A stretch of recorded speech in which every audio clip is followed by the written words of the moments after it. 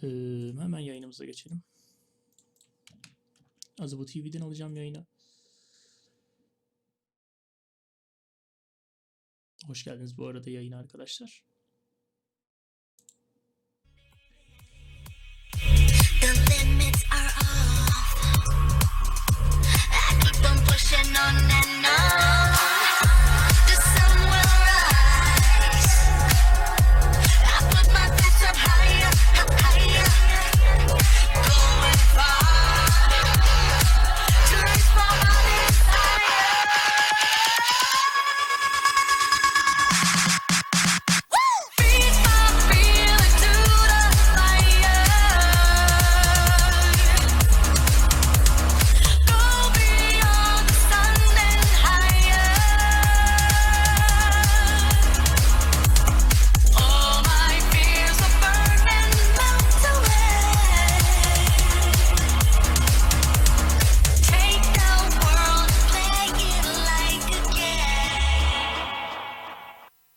Şu an yorumlarınızı göremiyorum. Ona yardımaya çalışıyorum bu arada arkadaşlar. Bir şey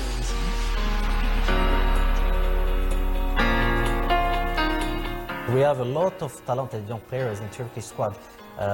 They have lack of experience actually, but in the future the scene of Turkey is really biggest. It will be the big.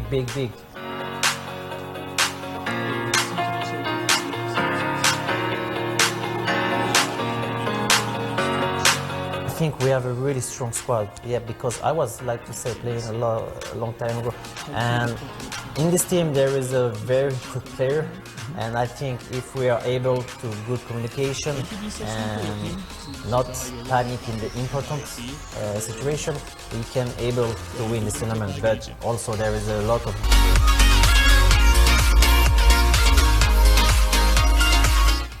I will feel proud, I think, firstly, and very happy to do. We will fight for win this tournament for sure, and we will give our best.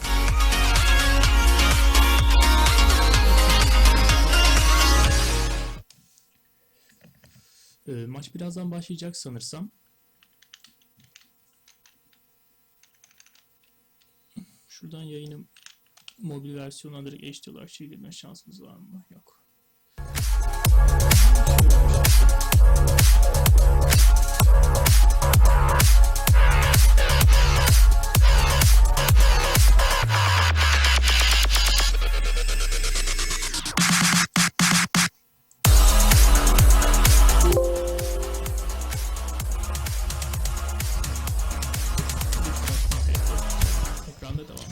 Alrighty, ladies and gentlemen, welcome back to the Combank Arena. We are getting ready to go into map number 2, which is going to be Overpass. Right here, right now, ladies and gentlemen, we are going to be bringing the noise. Turkey able to scrape a win on map number 1. It was DE Train, and it was 16-14. These guys are heavy hitters, and they are going to be giving everything they have into this one. Argentina's map pick. On this one, Turkey starting off on the CT side. Mega Man and Scrawny once again bringing you guys the action. Combank Arena, let me hear you! And there it is. This is what we're used to thus far. Turkey, again, on the CT side. They've got an incendiary and a smoke grenade here on Major, and a smoke, and a smoke at a diffuse here on Death Space. So interesting stuff with the incendiaries and the utility, but already it's going to be Argentina out on towards the B site. They never see Major sitting behind the barrels, but Straka's going to be able to find 2. NBL as well. 2 players left standing here for the side of Turkey, and Calyx already incredibly tagged down in this engagement. NBL spotting the gun of the player, whipping around the corner. It is a 4 versus 2 after plant, but there are a lot of players in this situation who are already tagged, including the man who's currently sitting still on top of the bomb. NBL's positioning spotted. Zanteras with a frag, Calyx with 1, and Johnny Boy answers back. It's just Zanteras now in Argentina with another great start and another pistol round. We'll see if they can maintain this time around, because this was the map that we saw Turkey able to pick up those anti-eco rounds in earlier in the day. So we'll see if they can replicate that, or if Argentina plays it smart, plays it slow, finds the picks, and wins these anti-eco rounds. We will be seeing that right here, right now. Nice little graphic transfer for... I'm not really sure what that was for, but nevertheless, 1-0, Argentina in the lead, and a big buy down. 2 SMGs on the board, but AKs for 3 out of the 5 players, and it is going to be a big buy down here from the Turkish side. Upgraded pistols and some armor to deal with as well. Paz already chipped down to 59. He got aggressive over there towards short, and he's going to get punished a little bit for it. Still, we've got 2 players for Turkey here within the connector. 210 down on the other side, looking to use this AK-47 to his advantage at the range, but the Wandig from Zanteres, that's going to get the ball rolling. CT side with an opening frag. Now, fortunately, Sesimizi biraz açmam gerekiyor. Hiçbir şey duyulmuyormuş yayında. Onu fark ettim şu an. Biraz da input voice'ı kısarsak daha güzel olabilir. Turkey with a 5 versus 4 and an AK-47 on an already armored opponent. Yeah, this is really scary. Zanteres is going to get chipped up, but they crush onto water, and they are going to be able to find those frags, taking down Tommy, but they answer back. Argentina able to find 3 kills, able to find a 4th kill, and it's all going to be down to Destiny. Evet, bu anda da beklediğim gibi kaybettik. Fazla bir şey beklemiyordum zaten. Büyük ihtimalle 3. round'dan sonra buy yapıp almaya başlayacağız. Ama bundan önceki maçta dediğim gibi fazla bir atak davrandık ve onun sayesinde benim aslında takımın comeback yeteneğine olan güvenim arttı. Uzun zamandır CSGO'yu takip etmiyordum ancak Hera ile oyun zamanı ne dediğini anlamadım ama neyse. Despi UMP sevecek mi acaba onu merak ediyorum. What's really nice in this situation is Argentina capitalized on that situation where Turkey pushed all their players into the short water, and when they do so, we see Johnny Boy and the second player just whip straight out of Monster. They take site control because, of course, they're assuming that everyone had pushed, and justly so, they had. So, a nice little bit to take the map. They go back, grab the ball. Evet, Despi söylemeye gidiyor. Bir yere çökecek büyük ihtimalle gelenleri piklemeye çalışacak. Yeah. Would be nice to carry that over along with the body armor. There is an AK lost somewhere on the map. Remember, they had 3 AKs on the Argentinian side. It'll be interesting. I mean, Johnny Boy's just running around right now. He's not actually going to find that AK, so he's going to stay on the MP7 for the money farm into the next round, which is actually pretty smart, considering that they aren't going to have armor on 4 out of the 5. Evet, köşeye saklandı. Piklemeye de çalışmıyor. Büyük ihtimalle bu roundda bağlayacaklar diye düşünüyorum çünkü Despi'nin silahı da var. O bağlayacak kadar para yokmuş. Yine ilk oya devam ediyoruz.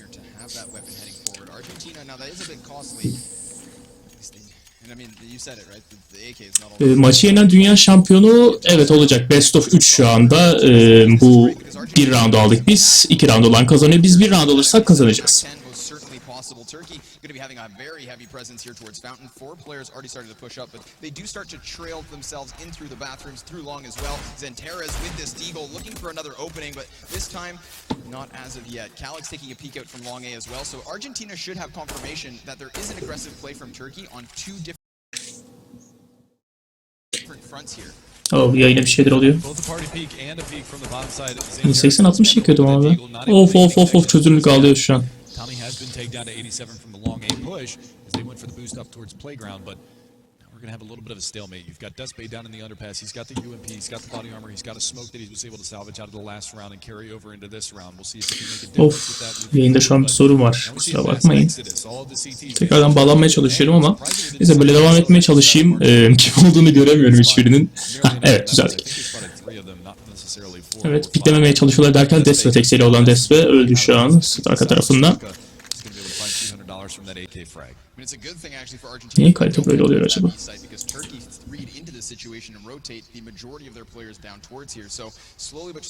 Bizim de devam edelim o zaman. They're pondering whether or not they want to split the B site. Of course, they do still have a bit of time if they want to try to peek over top of the wall. Bizimkilerin silahı pek bir şey beklemiyor. Olabildiğince zamanı geciktirseler aslında 25 saniye içinde plant'ı engelleyebilirler. Ve bu round alırsak gerçekten hem ilk olur hem bu round almamız da büyük bir avantaj sağlayacak.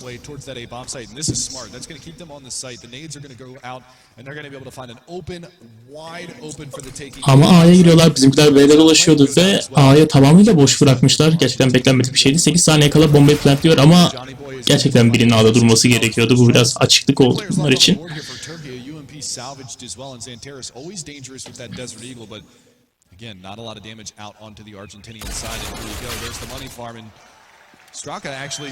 Beklediğimiz gibi hani fazla bir şey olmadı.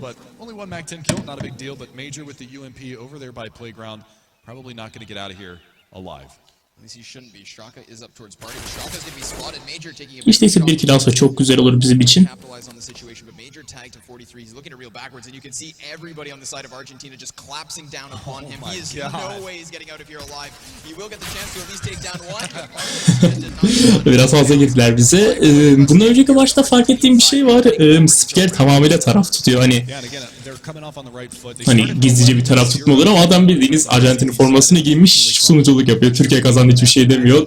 Arjantin kazandı aman Allah falan muhabbetine giriyor. Ama işte bundan önceki maçta öyle bir göt oldu ki herif hani sanırım 11-0'dan çevirdik ve adamın tepkiler hani izlemelisiniz onu ya. Bu maçı kazanırsak şampiyon biz olacağız. Eğer bu maçı onlar kazanırsa bir maç daha oynanacak. O maçı kazanacak bu arada. Bu arada sonunda bye yapmışız. B'ye girmeye çalışıyorlar. B'de 2 kişi var. Bir kişi daha geliyor. Güzel. Bir kayıp bir şey olmaz. Hadi. Düzeltmeye çalışıyor. Biraz spray yapsa çok güzel olacak. Hadi be. İki kişi hala site'e giremedi ama bizimkiler de window'dan bekliyor. Biraz puşlamaya çalışıyorlar ama yine de bir şey yok.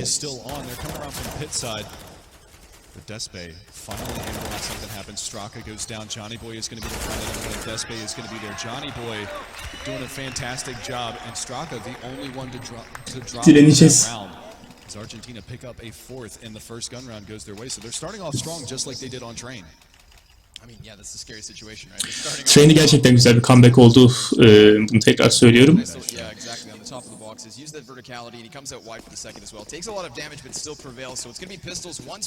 Oh, no one can speak Argentinian. It's Turkish stream, by the way.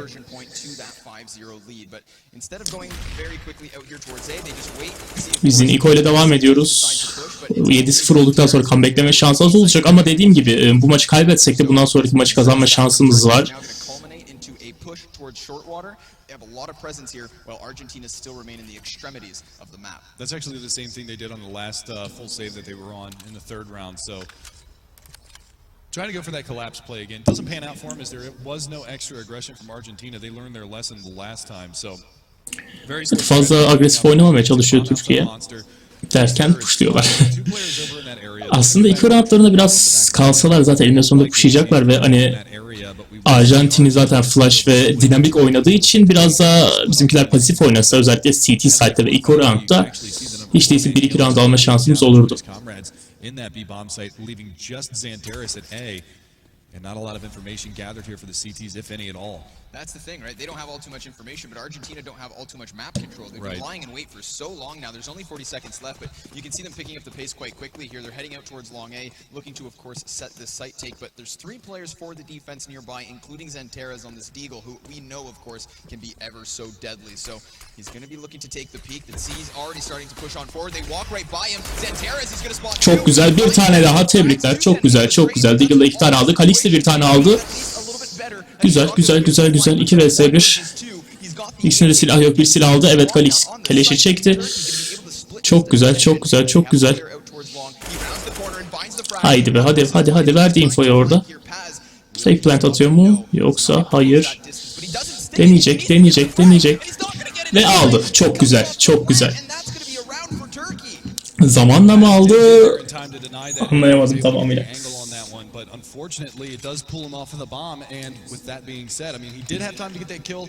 Paz just is able to find that headshot in time, and Turkey are going to be able to steal one away. Bir şey çeklemek istiyorum arkadaşlar. They did go and wheel and deal in towards that B bomb site. This is one of the things that I actually don't particularly care for the Argentinian strategy is that they yine çözünürlük alıyor. a lot on some of these strats. They didn't hit in towards that bomb site until the very last seconds. There was like 15 or 20 seconds into that left in that round when they pushed in. Oh, güzel bir giriş yaptı. Güzel. 3 vs 3 devam ediyoruz. Şu an tamamen eşit durumdayız. Kalix biraz canını kaybetti ama. Argentina are going to be finding this bomb plant. At the very least, they have that. But now with it down, there's 40 seconds for the retake.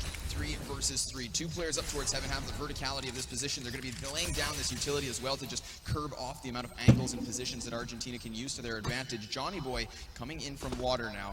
Of Of course, they're always aware that there could be the flank, but it's Xanthers and Calyx to come up from water. They trade frag back. Calyx able to take it as Straka finds the first. It's a 2 versus 2, and Calyx is tagged. Dutan finds the frag. Despe, the last man standing here. He's got this AWP. He sees the flash from Johnny. Dodges the Güzel, güzel, güzel, güzel, güzel, güzel. Kit yok ama. Ah, kit var. Evet, evet, evet. Hadi be. He grabs the frag, and Argentina with a 5th round and the reset. Johnny's got something to say.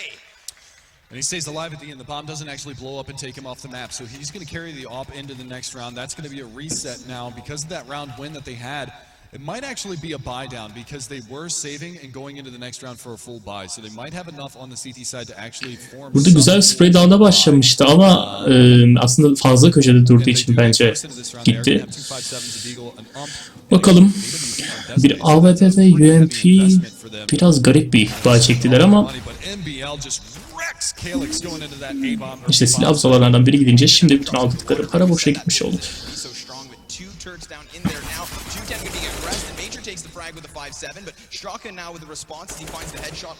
Dediğim gibi o kadar kötü gitmiyoruz bence. Kaybetsek bile yine geri dönüş şansımız olacak.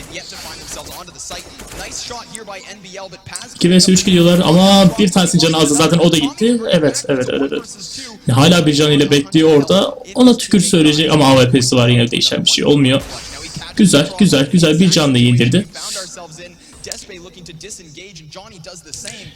Geri pushluyor, geri boşluyor. Hala elinde bomba var. Büyük ihtimalle A'ya rotate'leyecek ama bizimki de A'da bekliyor. Advantageously up into that A bomb site as Johnny is rotating around, but he's continuing to push forward. He doesn't want to give up the real estate. I think he heard the footsteps, so the rotation is going to be on, albeit slow from. Aynı anda rotate diyorlar şu anda. Büyük ihtimalle karşılaşacaklar aşağıdan. They are going to have Despe coming around from CT, so you will be seeing the plant go down, and now we're at a cat and mouse game. Who is going to win this peak? Despe not going to get the timing. Johnny Boy. Adamın dediği gibi resmen fareyle kedi oynadı. He's going to get caught though. He comes around the corner and Despe misses the timing again. So Johnny Boy finds himself in a very solid situation for this post plant coming around through bathrooms. He's going to be able to play the range game, and he knows that Despe has an AWP. Arjantinler bastı bu arada yayınını derken aldılar. Misses the timing 3 times in a row. And there he is, the man, the myth, the legend, the Johnny Boy. My God, the timing there, just as the player repeats. I mean, he knew, of course, I love how he just had a camera just static on his face. Ne oluyor bu yayında, bu herifin kafasına zoomlamış duruyorlar iki zaten. Bir önceki maçta da öyleydi. Amaçları anlayabilmiş değilim. Ama dediğim gibi hem spiker hem zaten ülke olarak Arjantin tutuyor herkes, izleyenler olarak. İzleyenler hiçbir yerde neredeyse Türk yok. Bundan önceki maçı kazandığımızda yuhladılar direkt. İşte ilk roundu 15-9-6 falan bitirecek. Daha sonra zaten comeback'lenme şansımız oluyor. Kolayca bu turnuvayı kazanıyoruz. Fortunately for the Argentinians, that's not going to be the case. They are going to have 2 MAC-10s into this round, so they're going for that money farm once again, trying to stack up the cheddar. And Argentina, I mean, 6-1 lead already 7 rounds in. It took 11 rounds on the board into the 12th before Turkey was able to strike, and it actually came on the back of a round similar to this one that they were able to find that first round. So we'll see if they can replicate that once again, but Turkey on the back. Biz hala 2'de devam ediyoruz ama ne kadar gideceğiz bunu merak ediyorum. Hani bir şekilde sonuçta force devam etmek gerekecek. Sonuçta 6 round kaldı, 7 round kaldı bitmesine.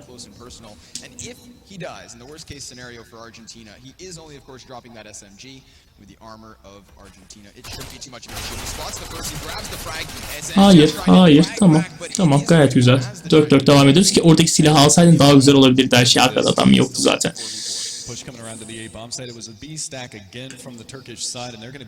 Bizimkiler yine B'ye tamam dönüyorlar, güzel. Prevent the rotation from coming around and filter them right into that player with the MAC-10 in the backlines, and Tommy is going to shred both of them.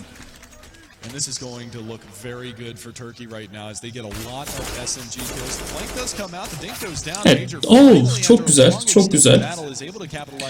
Olabildiği kadar down almaya çalışıyor zaten. Bu da gayet güzel. Büyük ihtimalle sevecek geri dönüp gitmeyecek. Evet, beklediğim gibi.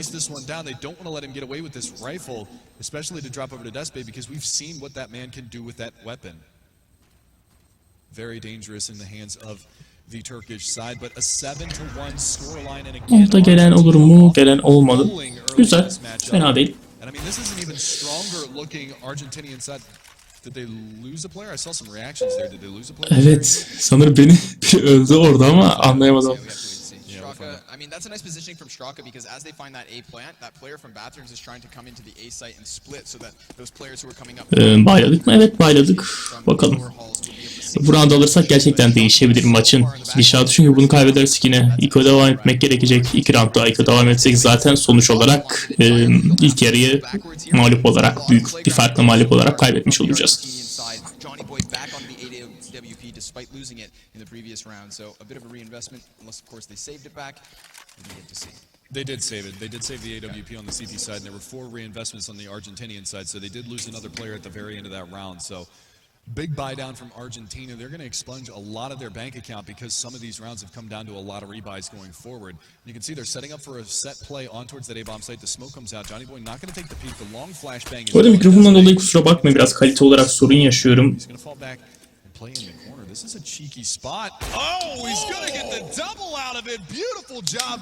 Just finagling his way around the outside. Konuşmaya çalışıyorum ancak mikrofonum çok iyi. Sizi de rahatsız etmek istemiyorum. Eski mikrofonumu kullanamıyorum birkaç sorundan dolayı. Bunu pop filter'la falan kullanmaya çalışıyorum ancak kalite fark ettiğiniz gibi o kadar iyi değil.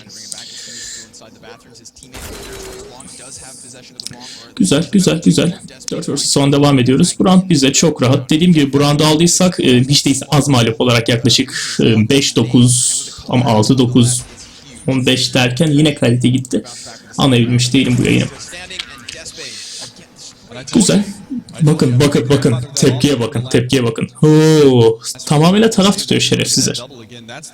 Sorun değil. Bir dakika, biz smoke'tan double mı attık? İzleyemiyordum orada. Mikrofonla ilgili konuşuyordum. Gayet iyi, çok güzel. Derken yayın döndü. Sinir oluyorum. Hayır, donmamasın. Stop play yapalım.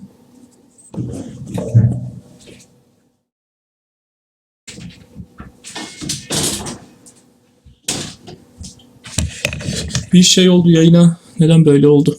Bir bakalım.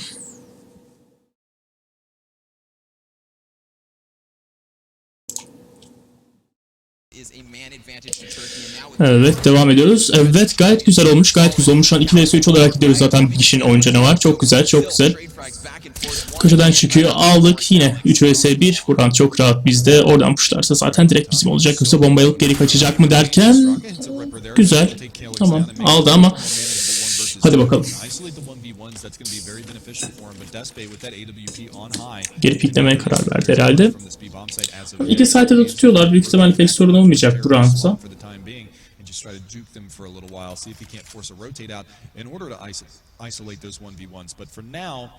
Just going to play it cool. There's a boatload of time on the clock. 45 seconds left in the round, and neither of these CTs are moving because it looks like they want to play the buddy system and maybe go for that retake together if he does go up to the A-bomb site.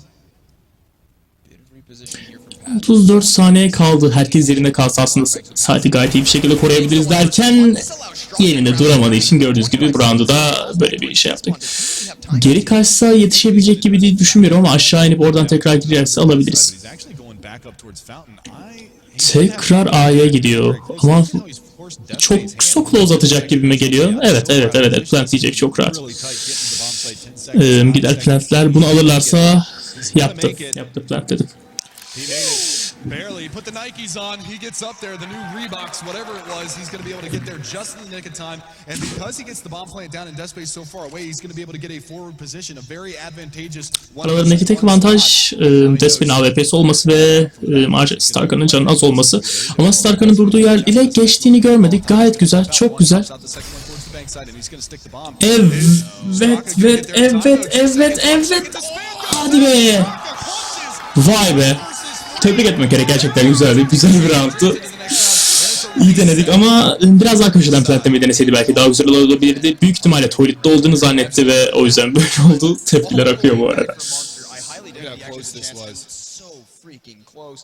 Oh my god. Almost just under a second there. So tactical pause actually being called here. Yeah, and rightfully so. I mean, we saw it at an 8-0 scoreline for Turkey when it was on train earlier. Once you lose that handful of rounds, and this time around it's after they do get a round win, so it's a hard reset onto the Turkish side.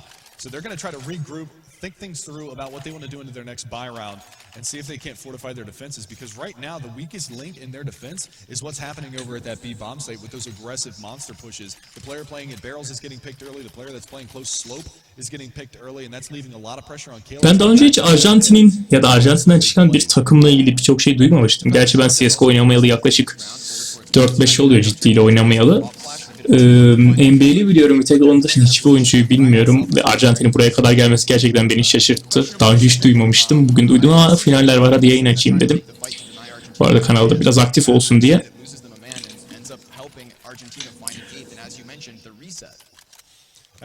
Evet, biz yine Iko devam ediyoruz. Büyük ihtimalle düşündüğüm gibi bu 11-4 falan biter. 11-3, 12-3 bile bitebilir. Tek umudum işte eğer T-Side'da biraz daha dinamik oynarsak belki hani bir comeback'leme şansımız olabilir ama bildiğim kadarıyla bir tek burada Zanteres'in derken Zanteres sonuncu çok güzel. Zanteres Overfest'te güzel diyecektim ancak sonuncuymuş o da. O da bu maçta pek iyi değil ama işte umutlarım var biraz daha T-Side'i geçtiğimizde bir şeyler değişeceğine dair.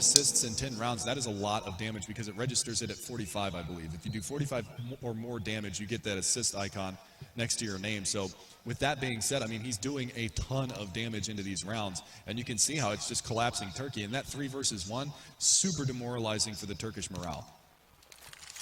We're moving the pause here. We've got armor on Paz. Buys down to $3,000. Yeah, this is an equalizing buy. Yeah, exactly. Just going to be curbing the amount of money that they have left over, using the potential round loss bonus to their favor in the following round. But 5-7s across the board. We've got a Desert Eagle here on Despe. Kevlar on 2 players and pop flashes as well. So they might be trying to take some kind of a peek here, try to group their players together and take the initiative. Argentina looking to lead the pace. Güzel bir B girişi geliyor. 2 kişi Hulop'tan döndü. Hulop konuşamıyorum şu an. Evet, güzel bir yaptılar yine bu roundda da büyük ihtimalle. Kaybettiği gibime geliyor. Herkes Iko'da zaten. Evet. Evet, güzel. Ama Zanteres bu maçta pek iyi olduğunu düşünmüyorum ama bir kileş alıp büyük ihtimalle sevdiyecek gibi duruyor. Çünkü bundan sonraki roundda bay düşünüyorlardı. If Zanteres tries to fall back from this one, he could get caught out and lose that AK-47. And you can see they're taking the bomb into B all by his lonesome. All of the other players are going to be on the... Zanteres A'ya doğru gidiyor derken geri puşlamaya başladı. A'ya gitseydi biraz tehlikeli iş olabilirdi ama garip bir şey var. Ha, o da alt taraftaymış.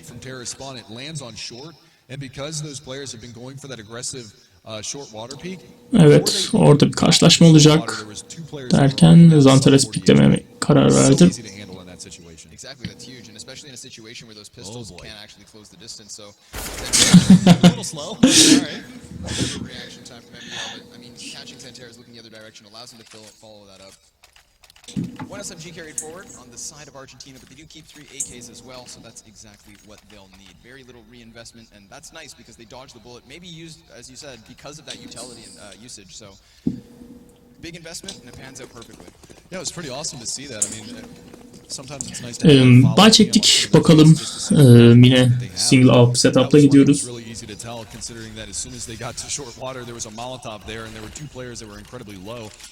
This time around, they're going to take short water control again on the CT side. Calyx is going to be over by the squeaky door, trying to get an advantageous position. But Tommy coming out just wrecks their ideas. And tapping away is going to be Straka. He is incredibly low, but it's a 2-for-1 trade favoring the side of Argentina. And again, they start off with a hot hand into this one. Major trying to get a refrag to equal. Güzel, Starka'nın canı az. Eğer Starka'yı düşürürsek, gerçi equal bir duruma, denk bir duruma gelebiliriz. Ama sanırım rotate'lemeye karar verdiler. Bizimkiler de büyük ihtimalle B'ye switchleyecek birisi. They like to go for these early bits of pushes to try and find themselves with an opening frag so that they can do exactly this. Reel back. Long'dan rotate'lemeye karar verdiler. 2 kişi long giriyor, bir kişi de toilet'tan gitmeye çalışacak. Connector'da bir kişi var. Bakalım. Güzel. Despe'den çok iyi bir vuruş geldi. 3 vs 2, 3 vs 3'e düştüler. Starka'nın canı az aslında. Starka'yı saymasak da olur. Herhangi bir SMG'de bir insan çok rahatça onu alabilir. Job of holding on here with this AWP. Yeah, his up has been extremely strong. He's just jumping behind the APC for the time being. Despe fazla zıplıyor. Birazdan inebilir çünkü evet, dediğim gibi çok ortada durdu. Starka'yı saymak istemiyorum çünkü canı çok az. En ufak bir bombada gitmesini bekliyorum. Starka'ya düşer. Starka düştü tahmin ettiğim gibi. Bir kişi longa kaçtı. Güzel bir plant attılar. Plant position olarak ikisi de defend diyor. Farklı yerlerden ikisini de görebileceği açıda. go for the frag. They're body blocking here. Nobody's actually on the bomb, and nice peek there from Johnny Boy is going to net a lot of damage. Bizimkiler daha çıkamadı. O kadar dinamik oynayamıyorlar ve kitleri yok fark ettiğim kadarıyla. Biraz daha hızlı oynamak zorundalar. Ve tahminimce bu roundu da kaybettik. They had a Molotov, they used it to block off long. Major's going to be trying to escape with the AWP here, and he looks as though he will be successful in said endeavor. Johnny should resign, yeah, he will. Arjantinliler bastı yayını. Aguante Argentina. Anam neyse. I think they lost the op again too. I'm pretty sure they lost the op right there at the very end because that player came around from short and peeked on Monster Pipe where Major was with the op. So we'll have to see. Even the speaker is wearing Argentina shirt. It's not equal, I think. It's not fair. It doesn't look like it. Here's the replay at the very end of that round, and I'm pretty sure Teutenhen got it out of his hands, and he did. So nicely done from Argentina. No guns carried over, so no joy for Turkey. So you guys should remember this comeback we did. The economics of this game, the buy, lose, save situation with those expensive rifles on the Turkish side. Again, Argentina now, they may have a read into the strat of Turkey, or at least their buy-up, because they're looking to take a very fast pace, this time out towards long A. Of course, they do Yine ilk devam edeceğiz. Bu roundda alacağımızı pek düşünmüyorum ama yine de böyle devam etmeye gerek. İngilizce konuşmuyorlar, Arjantince konuşuyor. Bilmiyorum hangi dil konuşuyor onu konuşuyorlar maalesef.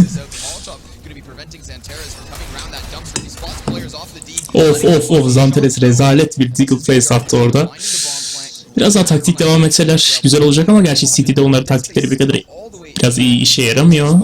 Eğer T-side'e geçtiğimde belki bir mucize olursa geçen maçtaki gibi bir şeyler değişebilir. Aman ne yaptın sen? Ne yaptınız ya? Hiç güzel olmadı. Spot his shoulder coming around from bathroom side, so he's going to be able to creep a little bit closer, but he gets spotted and he goes down.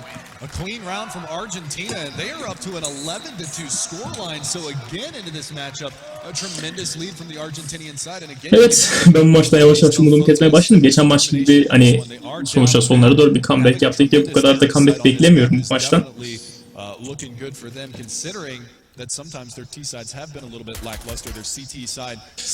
İşte Cobblestone'dan biraz umudum var. Daha önce hiç bunları Zanteres'i gerçi gördüm yine Cobblestone'da oynarken ama diğerlerini hiçbir zaman Cobblestone'da oynarken görmedim.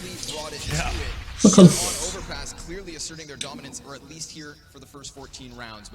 Mikrofonumu ıslandırın biraz düzelteceğim. Garip sesler geliyor. Kusura bakmayın lütfen. Johnny Boy not on that Major could be playing on the opposite side of Monster. When the players come out though, they check the corner. Straka finding one. There's still a lot of presence here from Turkey and players also rotating down, but Tommy grabs the head of Calix and it's another frag to the favor of Argentina. 5 vs 3'e düştüler. Pek bir şey beklemiyorum ama 2 AWP'leri var derken düştük bir tane. 2 AWP düştük sadece. 2 AWP devam ediyoruz. Evet, dediğin gibi T'ye geçersek güzel bir comeback olabilecek.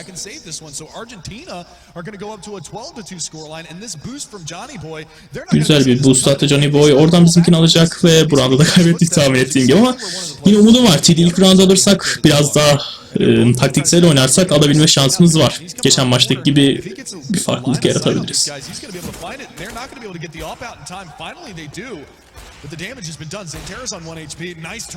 Güzel, çok güzel. Zanteres'in bir canı var, sevlemek zorunda. En ufak bir şeyle gidecek ama Zanteres köşede kalmayı tercih ettim. Fena değil derken gitti. Ve Zanteres de gitti. Devam. Sorun yok. Cobblestone'da almak zorundayız. Kaybetseydik, kazansak da yanındayız. Kim iyiyse o kazanacak. Hani burada fazla bir etken yok ama dediğim gibi bence tek etken bu seyircilerde Türk olmaması. Ama yine de iyi olanın kazanması gerek.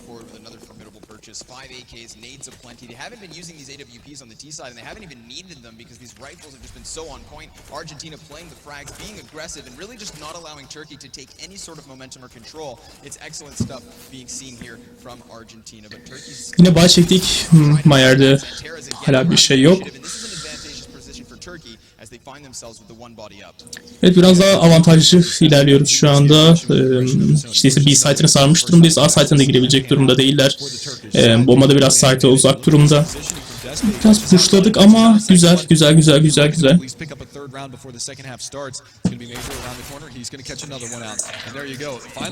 Evet. 3-12. Hiçbir beklediğim olmadı ama. going the way of Argentina. They're 4 rounds away from closing out this map and forcing a third map on Cobblestone, which we know they can play. Haydi bakalım. Şimdi T-Site'de devam edeceğiz. Dediğim gibi ilk roundda aldığımız, ilk roundu kazanmamız çok şeyi değiştirtebilir. Bundan sonraki maçın oynanmamasını sağlayabilir.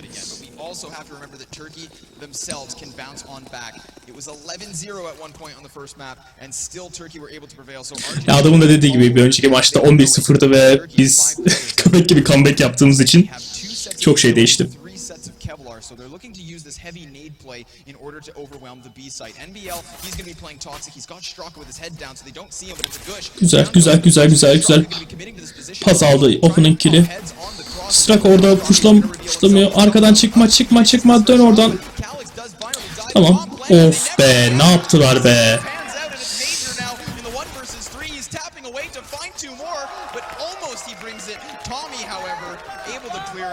O arkada saklanmasıyla o baştan ipi kopardım. Evet, büyük bir olasılıkla bu maçı kaybettik ilk roundu vererek. Yine dediğim gibi ikinci maça yorumlarımızı bırakıyoruz.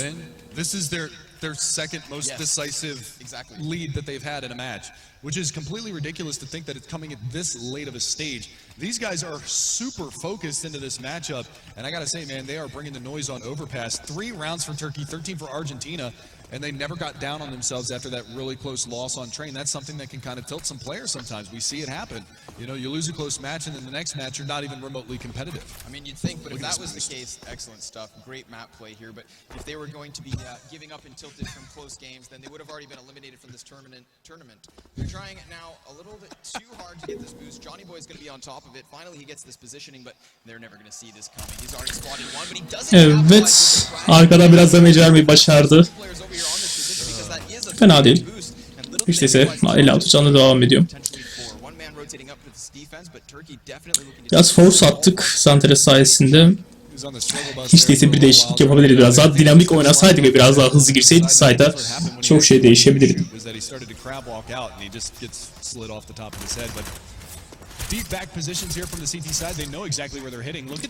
Nereye gittiklerini biliyordu, geri döndüler ama ne kadar çömelerek gidiyorlar yani.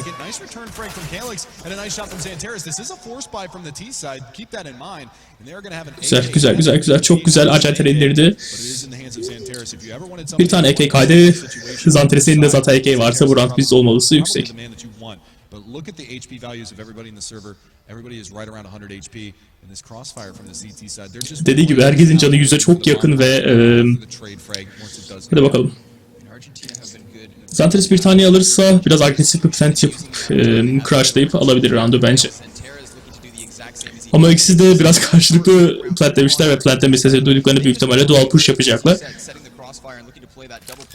Plantlediğini duydu. Çıkıyor. Evet. Saklanıp biraz daha dynamic push yapsa. Derken oradan köşeden aldı ve aldılar bu roundu da. Dediğim gibi umutlarımızı kesmiyoruz. İkinci maçta, daha doğrusu 3. maçta devam edeceğiz ve ikinci roundu almamızı sağlayacağız. Cobblestone'da daha önce bu insanların oynadığını görmedim ve bu konuda pek fazla yorum yapmak istemiyorum o yüzden.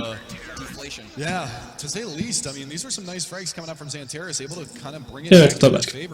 Best of 3'ü kazanan, daha doğrusu Best of 3'te ilk round olan dünya şampiyonu oluyor.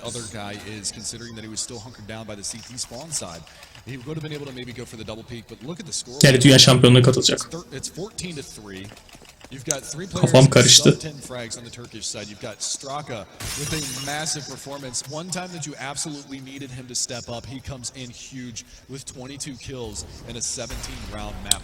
Orada biraz daha blok attı. Bizimki Silo'dan geliyor derken of 60 HP yedi ağzına. Son maç kaçtı. Bu maç bittikten tahminimce 23-43 desek buçukta başlar gibime geliyor. 11.5'da. 11-20 gibi de başlayabilir tahminimce. Emin değilim. Biraz daha erken. Saatleri yok diye biliyorum. Maç bittikten sonra belirli bir süre arası var. Ama maçın biteceği süreyi ve arayı da birleştirirsek tahmin ettiğim saatte olabilir gibi.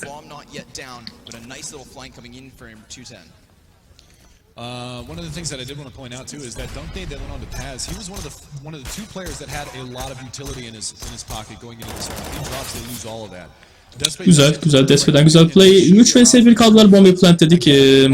Büyük ihtimalle sevecek gibime geliyor ancak pek kazanma şansımız yok gibi. Yani 14'ü 3'ten çevirirsek gerçekten büyük bir başarı olur ve tarihe geçer. Aynen, bu bizde. Çok rahat. He hangs onto a P250. They were probably expecting a save or maybe a little bit less of a buy from Turkey, but they actually get that bomb plant the round before, and they're able to formulate an even bigger buy. Johnny's going to go down. Calix is going to find it, and 4 rounds now on the board. And actually, it will be a save from Argentina, but they've got a 10-round buffer to work with, so they're going to be able to save up here. It might actually be a double save as well, as Teuton is only on 1450. So they might go for like a pistol armor buy into this round, and then have a nice big buy into the round after this. Now, luckily for Argentina, it's not like they're just sitting on 11 anymore. They are on 14. Yeah. So even if they win a round, Turkey are going to be having a chance here to kind of start culminating a bit of money. And so when Argentina Dediği gibi Arjantin eğer bir round alırsa Türkiye'nin parası olmayacak ve direkt maçı kaybedeceğiz. O yüzden aslında bir round kazanıp kazanmamalarına göre düşünmemiz gerekiyor. Çünkü parasal durum şu anda pek iyi değil.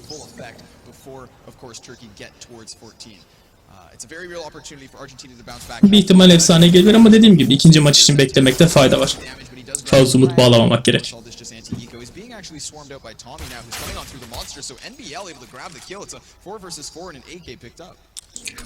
4 vs 4 gidiyoruz. Bir tek Mayur'un canı biraz az. Fena değil. Devam ediyoruz. Biraz daha dinamik oynamaya başladık. Dediğimiz gibi 2 kill aldık. Çok güzel, çok güzel. Hemen plantlerse çok güzel. Aşağıdan pushlarını gördü. Tamam. Konum olarak bilgileri var.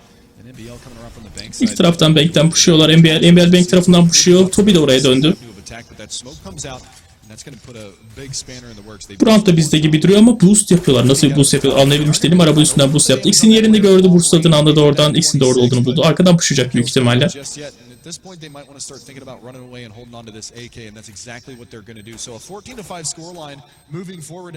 Ve save kaçıyorlar. Zaten ikisinde de kit yokmuş.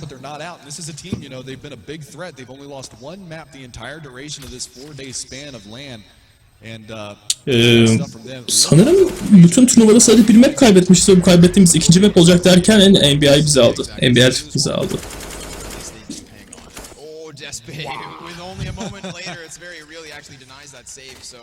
Argentina with a stroke of luck on their side as they do grandfather that AK forward. Still, Turkey going to be rebuying, of course, accordingly, as they did lose quite a few players in that one. Rebuy yaptık gerçekten. Benim aslında biraz parasal durumu iyi. Bu roundu kaybetsek bile aslında biraz daha baş çekebilecek durumda olacağız. Ama dediğim gibi bir round kaybetmemiz aslında direkt zincirleme şey oluşturacak ve bu oyunu kaybedeceğiz. Her şey bir anda bağlı. This round has a lot of potential for Argentina, actually, with this big investment. You can see Johnny Boy's going to go forward. Calix playing that one smart, plays far back. Straka now trying to work around the smoke, finds one, finds two, shuts it down. It's a 3v3, and they've still got armor on two out of the 3 players that are alive. Finally, çok güzel, çok güzel. 2 vs 3 kaldılar. Look at the backstab coming in from NBL. Side'dan pushlamayı deniyor B'ye doğru. Bomba yerde duruyor şu anda. Bombayı aldı, devam ediyor. NBL hala side'dan doğru ilerlemeye çalışıyor. Orada görecek, onu pikleyecek gibime geliyor. Evet, dediğim gibi pikledi, onun yerle ilgili bilgisi var.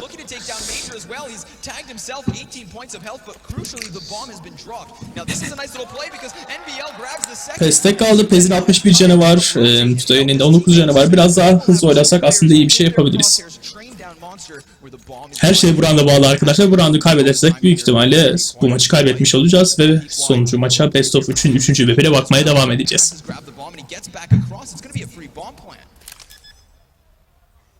Be able to push back down. They know that he's gotten back into the site now that bomb gets planted, and he's going to be looking to defend from the backside of the pole here. This is going to be tricky to say the least. Send in a low player, try to do a little bit of work, and he gets caught. Derken 15. roundu da kaybettik. Bundan sonra pek umudum yok aslında.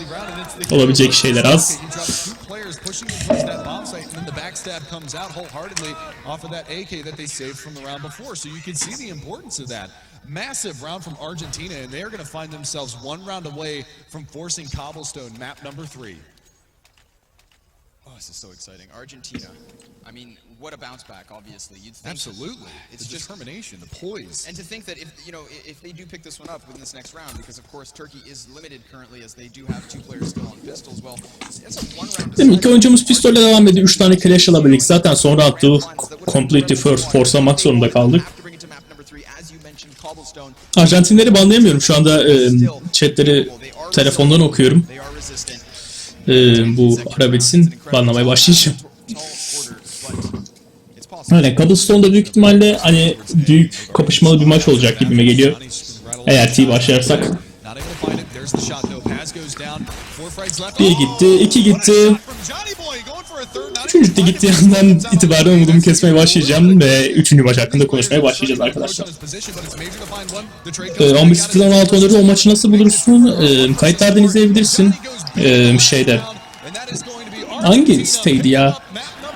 efrak.net'te izleyebilirsin ve bu maçı Arjantin kazandığı 1-1 olarak devam ediyoruz. Üçüncü map Cobblestone olacak. Ben de biraz ara vereyim arkadaşlar. Güzeldi. İlk maç gibi bir comeback atamadık ama ilk maçta attığımız comeback'in acısını buradan çıkardılar. Davay davay diye falan bağırıyorlar. Çok güzel. Ben hemen bekleme ekranına geçiyorum arkadaşlar. Bir 10-15 dakika sonra ikinci map başlayacak zaten. Görüşmek üzere.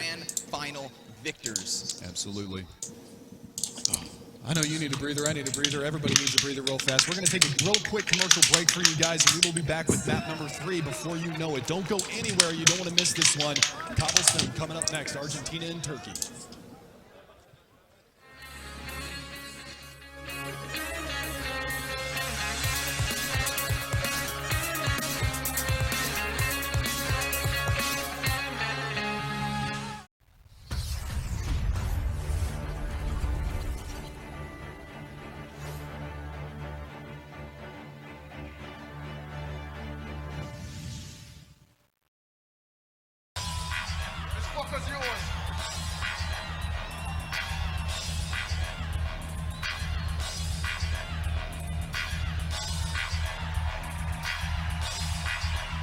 Everybody in Zambia!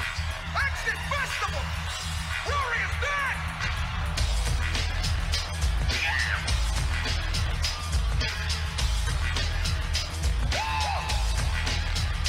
Poison! Poison! Venom! Venom! Venom! Venom! I got the poison! I got the remedy! I got the poison! I got the poison! I got the remedy! I got it! Yayını biraz düzenlemeye çalışıyorum. Şu anda siyah görüntü var ama birazdan birkaç video arasında birlikte olacağız.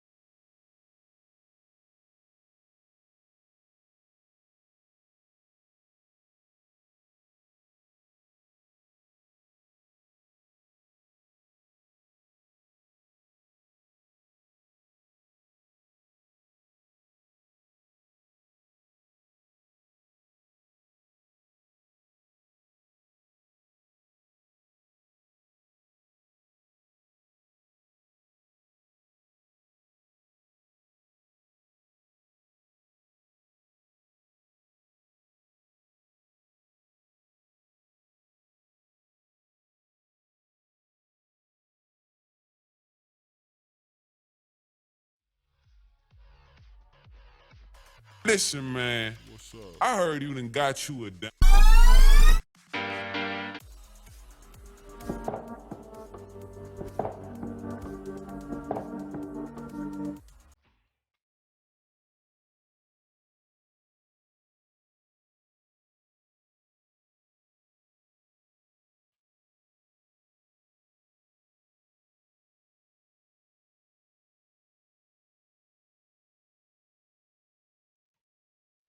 Croplayamadım, ben de böyle yakınlaştıracağım. Sinir oldum şu an.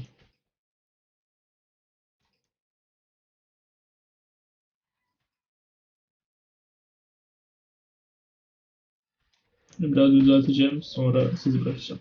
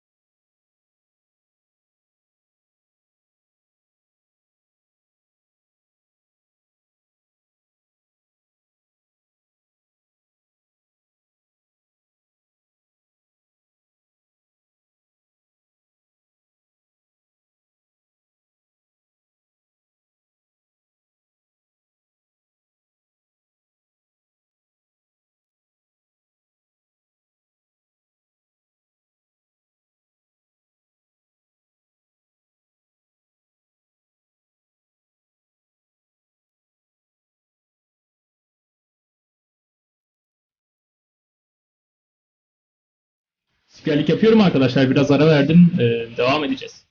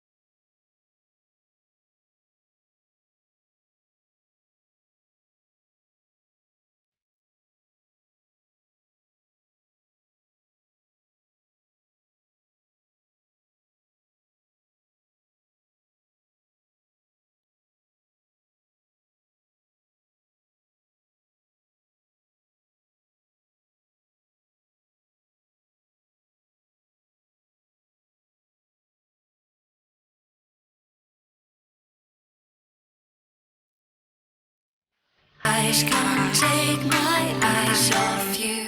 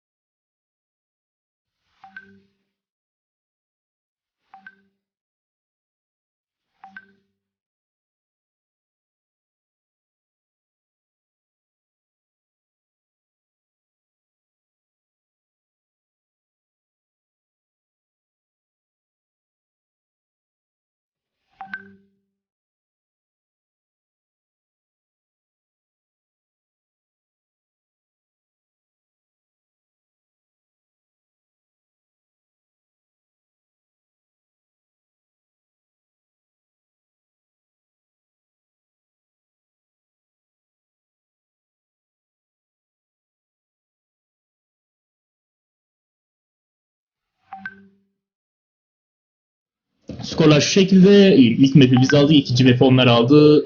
Bu maçı alan finale kalıyor. Daha doğrusu son maça kalıyor. Şu solda gördüğünüz gibi listeler var.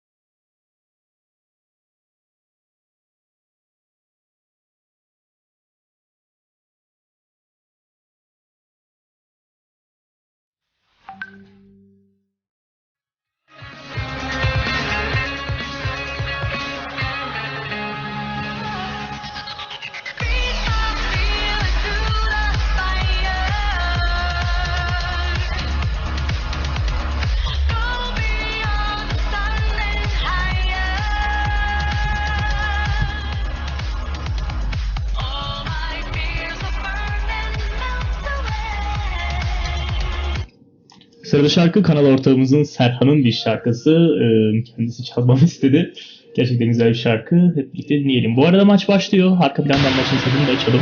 Combank Arena here in Belgrade, Serbia.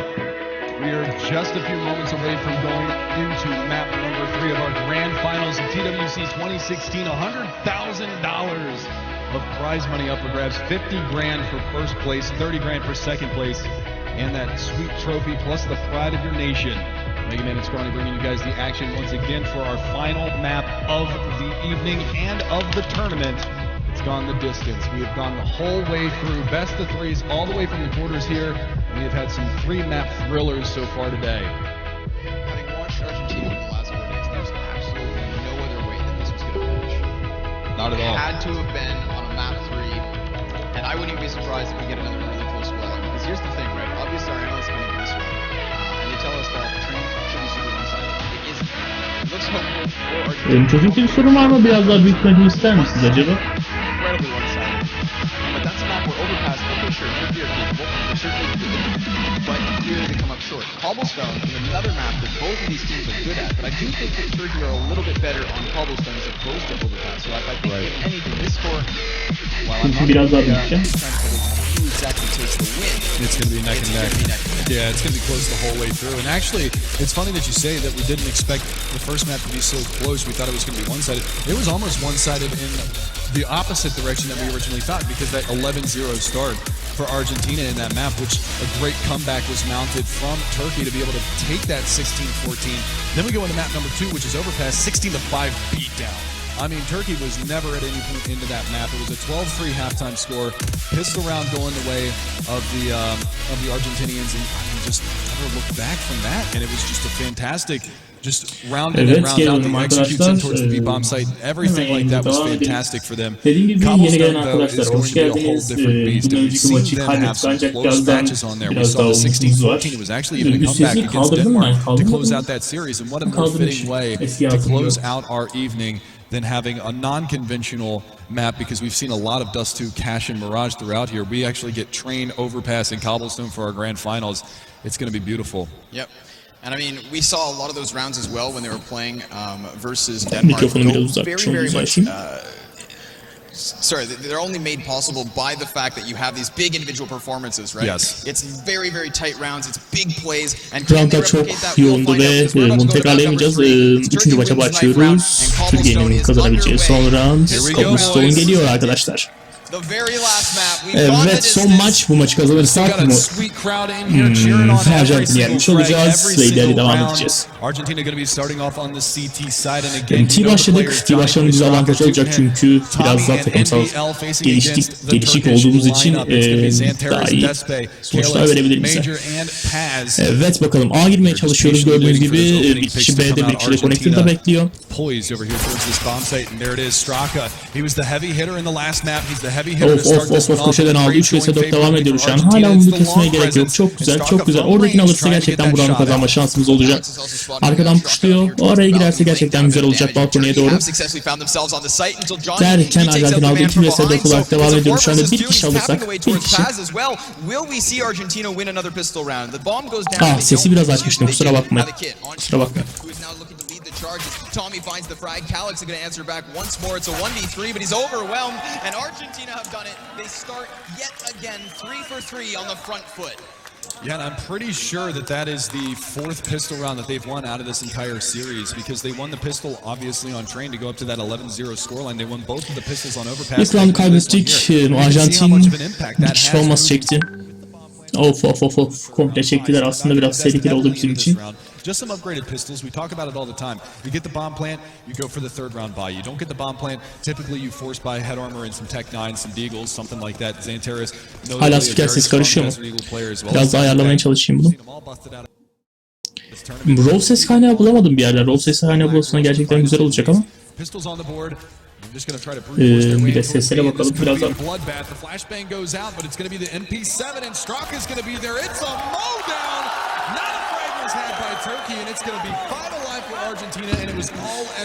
Evet. Biraz daha düzelmiş olması lazım. Pistol round, but then the easy conversion, as you said, 5 players up and SMG frags onto it. Just a very nice hold there.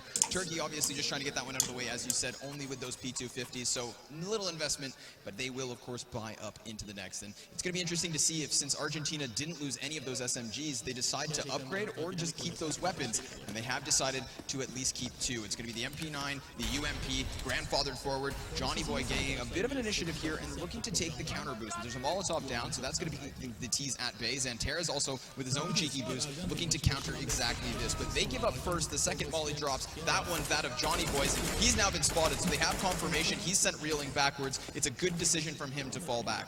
And he drops out a nice nade too that tags Despe down to 67 HP. So even though he does get tagged up a little bit by that AK from Xantares, he's able to put out a little bit of initial damage before he is forced off of that position, which is a nice little find. And now we're actually going to see, look at this play from the CT side. They're staying so mobile on this B bomb site. There's 4 players to defend, and they move that MP9 back out towards that window position outside of the drop room. And he's actually starting to cheat a little bit over towards that A bomb site to support his teammate NBL. And that last round was actually Tommy getting 4 frags with that MP7, which is why he upgrades to this M4, because he got $2,400 out of that last round. A big money farm from him. And he's going to put himself into a very positive position right now as he's looking for the push to come around from long. Subsequently, coming around the back lines from Long A is going to be NBL, and Major punishes it. He's ready for it. I mean, Turkey right now, they're poised and prepared to hit this B site, but with taking out that A flanker, it's very potential that they actually go back for the rotation. They're going to have to make that decision as there's 30 seconds left, so they could go drop to A, but the bomb's still out here towards the platform strike. Straka, he's going to be falling away. They think it's a connector push, or they're just playing for the retake, but either way, Tommy, he's going to be isolated within the site. 20 seconds left on the clock, and he goes down as Major and Paz simultaneously drop 2 more. It's Argentina with only Johnny Boy left standing on that MP9. Turkey with a very solid round.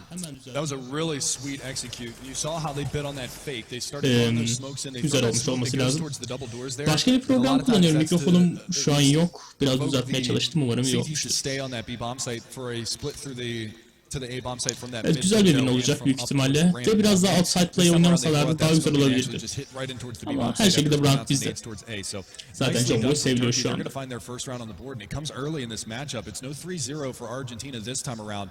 And Johnny is actually getting hunted here. He might get caught. He turns around, hears him jumping, but Paz, 4 HP left on him, 5 alive for Turkey, and they're going to be able to find that opening round. You can see the cash flow right now for Argentina Tamamdır. is quite low. Yeah. That hurts, of course, because they didn't upgrade everybody, but they did spend cash. So they put themselves in this very weird predicament where they are only able to buy up into pistols. And again, so it's double CZ. They've got the deagle, bits of utility to try to play this. Obviously, they're going to be trying to use that grenade probably to stop an initial push to see if Turkey picks up the pace as they did in round number 2. They've got AKs across it, nades aplenty. Güzel Arjantin Flick olarak devam ediyor. Bu round büyük ihtimalle bizim olacak eğer gerçekten şanslı bir olay olmazsa ve bu flash'ta bizi almazsa derken Deagle'a headshot'ı bastı bize. 4 vs 4 kaldı. Deagle'ı bizi alması aslında biraz ama sorun olmayacak. Geri kalan 4'ü zaten yine equal durumda devam ediyor. Luckily for them, actually gets caught by that flashbang, and Tommy's going to be able to find himself in this little nook here. Just barely able to avoid the fire. He does get spotted, and he's going to have to go for a one-banger, and he's not going to be able to hit it off the back foot. He's looking for it, does manage to find it. Looking for a second one, not going to get it. Tommy yine Deagle'la bir kill aldı. Deagle'lara çok gittik bu roundda. 3 3 vs 3 gidiyoruz ama onlar ilk koyduyor bize bu kadar aldılarsa gerçekten biraz motivasyon düşüklüğü olabilir. Umarım öyle bir şey olmaz. They're roasting in their own fire because this flashbang comes back out. It's a 3-on-3. They're trying to brute force their way into the site, but these Biraz daha CTs are side'a just doğru all girmeye encompassing. çalışıyorlar ama CT'ler biraz daha defensive oynadığı için derken bir kişiyi daha aldık. 2 vs 3'e düştük. Bir CZ derken bir tane daha Deagle kill'i geldi. Ne yapıyorsunuz ya? 5 saniye zaman açısından pek sorunumuz yok bu arada planlıyor. Orada çıktan indirebilir Deagle'a. Deagle'a bakmıyor. Çıkma.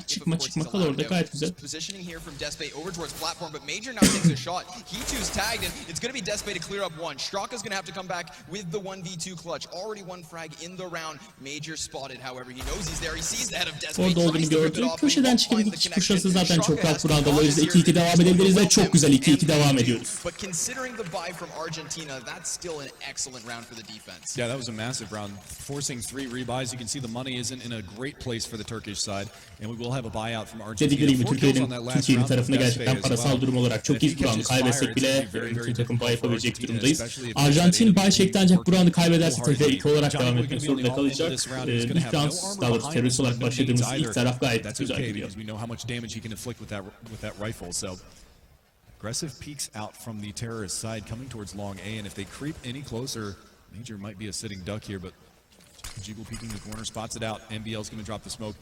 And actually, Johnny Boy going over to help out his teammate gives up mid control. So a little bit of an avenue of attack here from the Turkish squad. Johnny Boy also in the glass cannon, so he has to make sure that he's not going to get pushed down because he is Orada smoke spray'i denedi ancak tek bir şey yapamadı. 20 to play with. Turkey with 3 players over here towards A.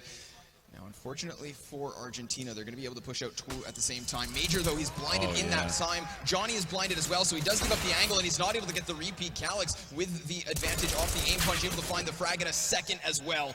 NBL incapable of trading, but at least he does deal damage. Calyx sitting on 4, Xantera is on 58. Again, Turkey just playing this slow. They have a minute on the clock. They can do anything they please. Yeah, and the scary thing is that forces 2 rotations off of that B bomb site and actually pulls Tommy towards the window from drop room. So they've actually got an avenue of attack into the B bomb site, and this is where things get scary because B is very difficult to hold on this map against the rush from the terrorist side. We've seen it so many times, flashbangs and smokes bombing over the top of the wall, cordoning off the areas, and you can isolate these CT side players, but they've started to rotate back. There's 2 players over here. Drop control has been yielded. Xanteris is over there. And he's going to have to hit this shot coming out. Tommy is going to go blow for blow, and he's actually going to lose the battle. Xanteris picks it up, and that's going to leave Tutanen in a very compromising position. He tries to spot Calyx very, very low. 1 HP for Xantares, 4 HP for Calyx, but Xantares... Herkes Xantares aldı. Bu round büyük ihtimalle bizde gibi çok iyi gidiyoruz. Kavulsuz umutlarımız boşa gitmemiş olacak. Adamın dediği kadarıyla bu uluslararası turnuvada sadece bir round bir maç kaybetmişiz. Bugün de işte kaybettiğimiz ikinci maç oldu. Beklenmedik bir performans. Seviliyor bu arkadaş AWP'yi. Seviliyorsun. Çok güzel. 3-2 devam edeceğiz. Parasal durum olarak derken aman Allah'ım. Tamam, güzel. Maddi durum olarak Türkiye gayet iyi durumda. Arjantin'in parasal durumu pek iyi değil. Yayın olabilecek en hızlı en stream'deyiz değil mi arkadaşlar? Evet. En canlı stream'deyiz. Derken yayına bakacağım diye. Ne yaptım ben? Kusura bakmayın. Biraz kurcaladım ama. Evet, devam ediyoruz. F5 atalım. Bu arada yayını da biraz daha düzgün alabiliriz. Çünkü bu Azubu denen sitede biraz kıytırıklık hissediyorum. Kıytırık. He's left to defend this A-bomb site all by his lonesome. He's getting flanked out. He's getting pushed on. They're all over the place. And Calyx, he's come to play on map number 3. He's going to be able to find the double into the round, and that's a big opening now for Turkey to take a 5-2 lead. Unless Tommy can do something absolutely sensational into this round. I just don't think it's going to happen. The crossfire is very strong here. Karşılaşma bitti derken anlayamadım. Güzel. 5-2 olarak devam ediyoruz. Argentina did go down into the 4 versus 5 in the very few first seconds of the round. It's nice to see them at least try to bring that one back competitively, but Calyx just maddi olarak biraz daha düzeldi Arjantin ama ilk olarak kalmaya devam ediyor. Garip bir şekilde aslında biraz daha zorlayıp oynasa iyi bir defans yapabilir. Bakalım B'ye gidiyoruz. Bir kişi de mid gidiyor. Güzel. Güzel. 3 kişi B'ye girdim. Onlardan da direkt oluşacak bir tane. Hayır, kazanan Türkiye daha belli değil. Şu an canlıyım. Might get presented with a kill here as that is Tommy around the corner. The molly goes out. He's going to get out of dodge well before that. Nice return nades. It's a bit of a nade stack, and Xantares is going to get chewed down to 14 HP early evet, in the round. Best of 3 maçta 2 maç alan, 3 maçta en çok skor alan kazanıyor. Bu da 3. maç. İyi bir devam ediyoruz. Yeah, and with Xantares being so damaged, he's actually going to fall into the back lines. This is going to put Despe now into the point man, so he's the one looking to crack open the site. And he's just keeping his eyes trained on the hole here, the broken wall. 210 able to cross, and he does dink another player. So güzel bir giriş yaptı. 4 vs 5'e düştü. Derken Despe aşağı düştü. Ama onlar hala ilk olarak Eagle'larla devam ediyorlar. Bir Deagle kill'i daha geldi Tommy'den. Aman Allah'ım, güzel play yaptı. Kabul etmek lazım. Ne yaptı herif? Tebrik etmek gerek. Gerçekten güzel yaptı.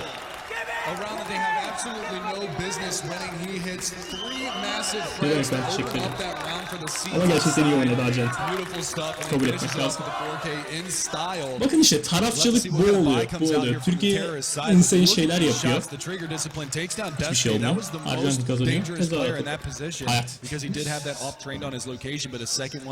And then the third one under the low HP Xantares takes him off the map. Beautiful stuff, and he finishes off the 4th. Johnny Boy, though, that was a position that he did against Denmark, and it looks like Turkey did a little bit of homework, but they actually push up, and they find that frag in the smoke. Nicely done from them. There's a gap on the side of this one, so if Tommy, well, he's going to jump out of that one, and rightfully so. If he sticks around too long, he might get punished in that position. But Turkey with an early man advantage. Herhalde bir tane bile Türk yoktu. Geçen maçı kazandığımızda, ilk maçı kazandığımızda herkes yuhladı. Hani bir tane bile sevinç yoktu. Yani her bir roundu kazandığımızda herhangi bir bağırma şeyi yoktu. Evet, Rage'siz dediğim gibi. Hadi bakalım, 5 vs 3 devam ediyoruz. Bu round alırsak 6 vs 6-3 olarak devam edeceğiz. Büyük ihtimalle T bize büyük bir avantaj sağlayacak CT'ye geçtiğimizde.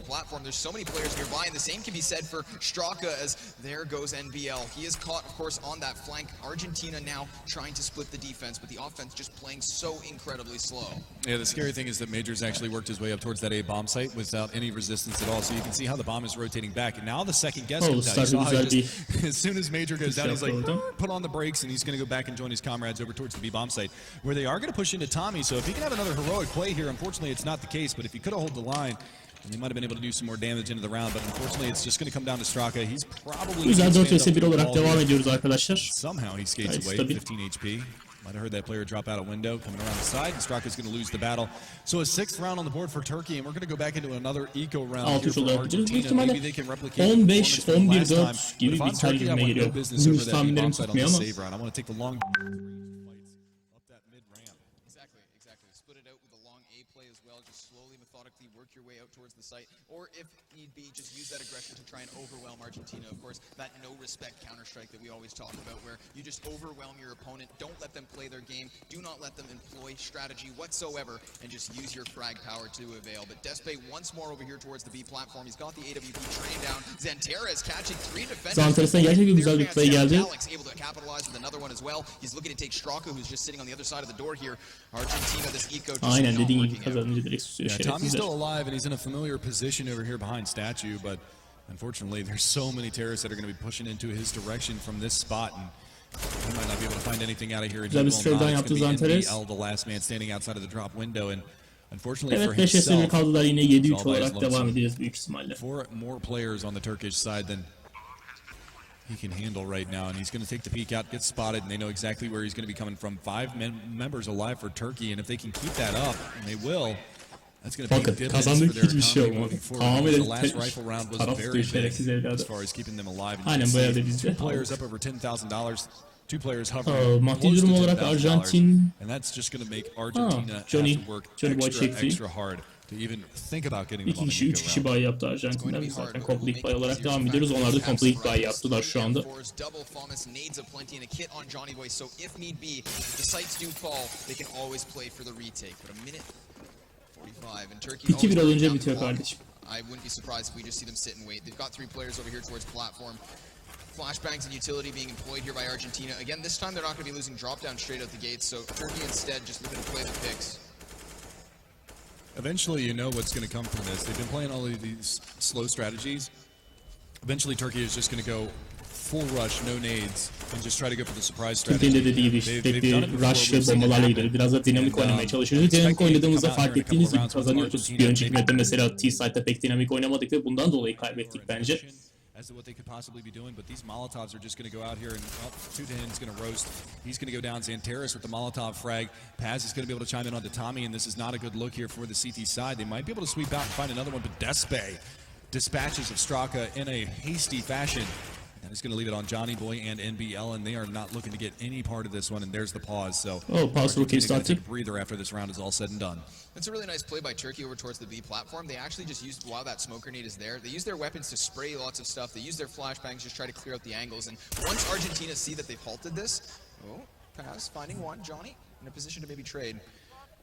But once they see that, of course, all that fire stops, they think that they're thinking above their teammates. Johnny Aman niye bir şey just walked right yapmadı? by him, so he's not even going to take the initiative Yeah. here. He wants to ensure the save, and you can see 4 players flanking down to 1. That's Paz out of the equation, and Johnny Güzel intercepts the eğlendi. second frag. He'll take Of, that one iki too. kili So çekti a orada. silver lining here in round Neyse number. güzel güzel 8'e çok rahat. 2 kill aldı seviniyorlar. Biz kaç round kazanıyoruz? Biz bok yaptıkları şerefsiz. Argentina is going to be on a save regardless of this one, and they are going to be able to talk things over. But having that AWP could be the X factor in this next round. We talked about Despe when we were on Overpass earlier on, and we saw how he was able to find that 4K with that collateral in that one round because of the salvaged AWP that they had moving forward from the previous round. This time around, it's going to be Johnny. See if he can do anything with it because they're struggling a little bit. Tutinhin, who was so strong on this map against Denmark, I think he dropped something 30-plus frags in that match. He's at 1 frag right now. Definitely struggling. NBL on 2 kills, so not that frags are the most important thing, but when you've got 2 players with a combined total of 3 kills that aren't really contributing too terribly much into the round, it's definitely kind of influences the fact that Turkey is up to that 8-3 score. Ara verdiler ama yine pek bir şey yapacak zannetmiyorum. Johnny Boy AWP almış. Diğerlerinde pek para yok. Aslında biraz dengesiz bir bay olmuş. Biz para açısından bildiğiniz zenginiz bu arada. Güzel bir ara oldu. 8-3 devam ediyoruz. Dediğim gibi 15-11-4 bitirirsek gayet güzel devam edebiliriz. Ama şimdiye kadar fark ettiğim gibi hani Türkiye biraz daha CT açısında kötü oynuyor. Dinamik oynamaya çalışıyor. Tüm taraftarlar. Ben kısıyorum bu arada. Arkada ölürüm Türkiye maçasım geldi de neyse biraz da aktiflik yapalım da açalım. B-bomb side'e doğru ilerliyoruz.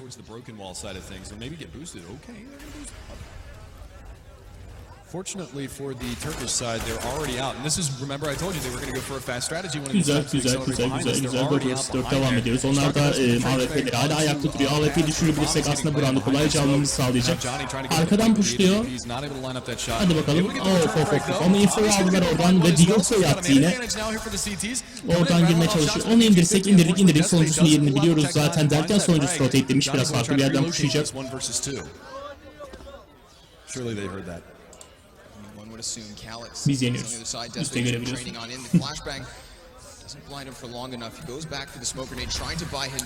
Evet, yenebiliyor. Zamana göre oynuyor zaten. Arjantin aslında Johnny Boy'da kit var, biraz daha zorlasa alabilir ama zorlamak istemedi. Save'e doğru kaçıyor ve bu roundu aldık. 9-3 olarak devam ediyoruz arkadaşlar.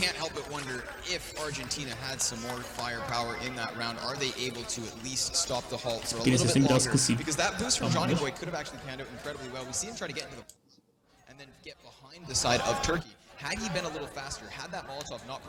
Spike'nin sesi nasıl? Tekrar bir bilgi alayım. Şu an review'layamıyorum.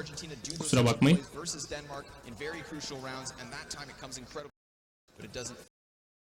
The scariest part about this right now, 9-3 lead from Turkey.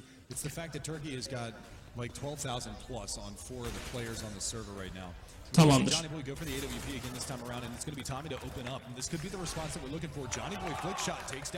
Of, güzel bir flick shot attı orada. Biz daha full buy çektikleri için aslında bu roundu kaybetme şansımız var ama yine dediğim gibi 9-3, 15-11-4 bitme olasılığı var bunun.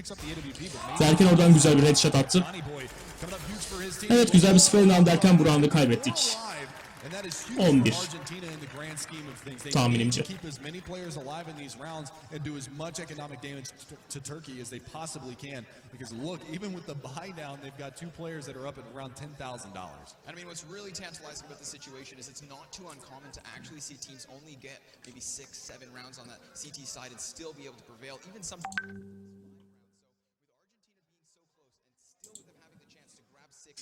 Hadi bakalım. Aynen, adamlar da gayet iyi oynuyor. Ama bunu alırsak dediğim gibi ilk Türk dünya şampiyonu olacak e-spor alanında.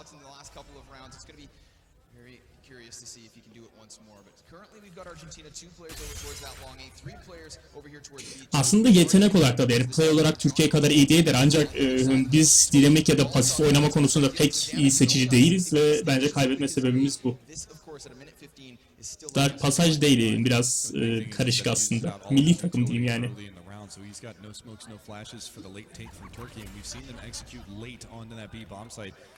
A couple of rounds they've gone for the accelerated strategy. Like I said, they switched up the pace, which is something that you like to see, a dynamic terrorist side half, and Despe is going to try to chime in with an off right. And they're going to play a little cat and mouse. Which side of the box is he going to peek on? Well, that Molotov is going to force him. Oh, Molotov tamamı biraz daha zorladı. Güzel. Herhangi bir kayıp vermedik hala.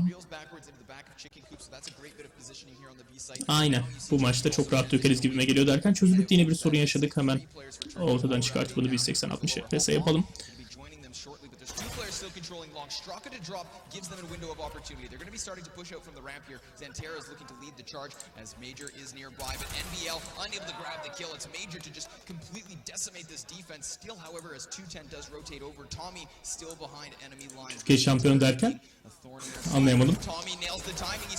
Derken arkadan iyi bir giriş yapmıştı. 3 vs 2 olarak devam ediyoruz. Hala bu roundu kazanma şansımız yüksek. Derken 2 vs 2'ye düştük. Can olarak birbirlerine yakınlar. İkisi de full buy şeklinde devam ediyor. Bir tanesi AWP. Sadece güzel defenders aslında alma şansımız, alma olasılığımız çok yüksek.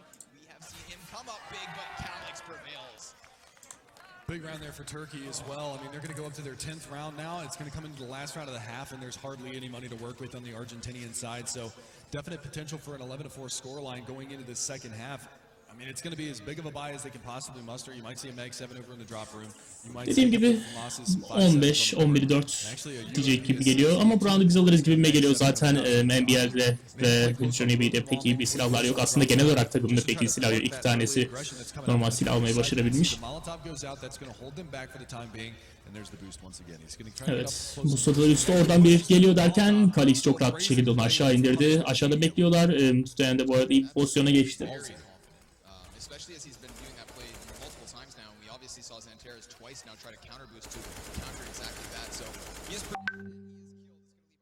It's going to leave Argentina with their leader. Şunu da mute'leyeyim, kusura bakmayın arkadaşlar. Down as he does still hold on to that CZ and tries to control the mid doors, but Major doing a very good job of at least keeping him at bay. The frag grenade also going to be rebounding back. That's going to draw him to 24, but he still finds himself the frag traded back by Paz, but it's a kill nonetheless. And these rounds have just been straight up brawls so many times. Another dink goes out, but unfortunately the kill isn't behind it, and Despay does manage to find that. Now Paz going to be able to Güzel bir şekilde 11'e 4 bitirdik bu roundu. İlk yarı gayet güzel bitti bence arkadaşlar. İkinci yarıya da zaten çok rahat bir şekilde alacağız gibi duruyor. Bundan sonrasında aslında sadece sayısımıza bakmamız gerekiyor. Ama bundan önceki, hatta ilk maçı düşünürsek, yaptığımız comeback'i düşünürsek Arjantin'de böyle bir şey yapma olasılığı yok değil. Ama büyük olasılıkla kazandık.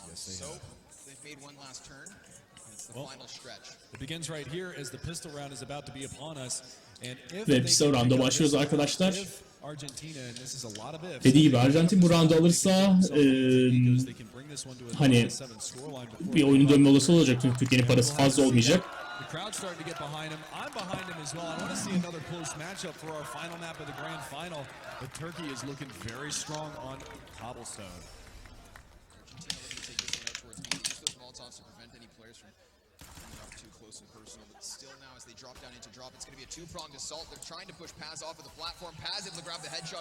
Güzel.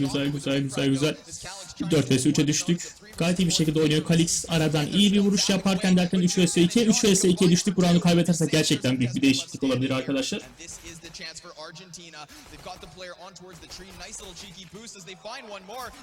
Güzel. Ne yapalım artık? Güzel, niye güzel diyorsam.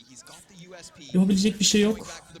Evet, bir kill aldı. Üst taraftakini de alırsa gerçekten bir değişiklik olabilir. Plant'i de engelleyebildik bu sayede. Derken bu roundu kaybettik. Parasal olarak biraz çöktük. Yine dediğim gibi çok büyük bir şekilde taraf tutuyor karşı taraf. Pistol alamadık ama yine de umudumuzu yitirmeyelim. Sonuçta aramızda büyük bir fark var ve 2 round 2 yapıp gerçekten büyük bir comeback'le dönebiliriz. That lead that Turkey has, and they need to keep their money low. That's the biggest thing. You saw how the economical advantage that Turkey had throughout that entire duration of that half. Even if Argentina won 2 or 3 rounds in a row, they still had plenty of money on Turkey's side. They need that same situation for themselves if they want to close the gap. And they are going to be looking for it here. İlk olarak devam ettik. Fazla force'a girmedik aslında bakarsak. Evet, Desve güzel bir kill aldı. Zerkan'ı çok güzel 3 vs. Güzel. 2 vs 2'ye düştük. Silah olarak pek iyi durumda değiliz ama evet, devam etmeliyiz. Çok güzel derken yandı. 1 vs 1'e düştük. Pez'de Deagle var. Konuşamadım.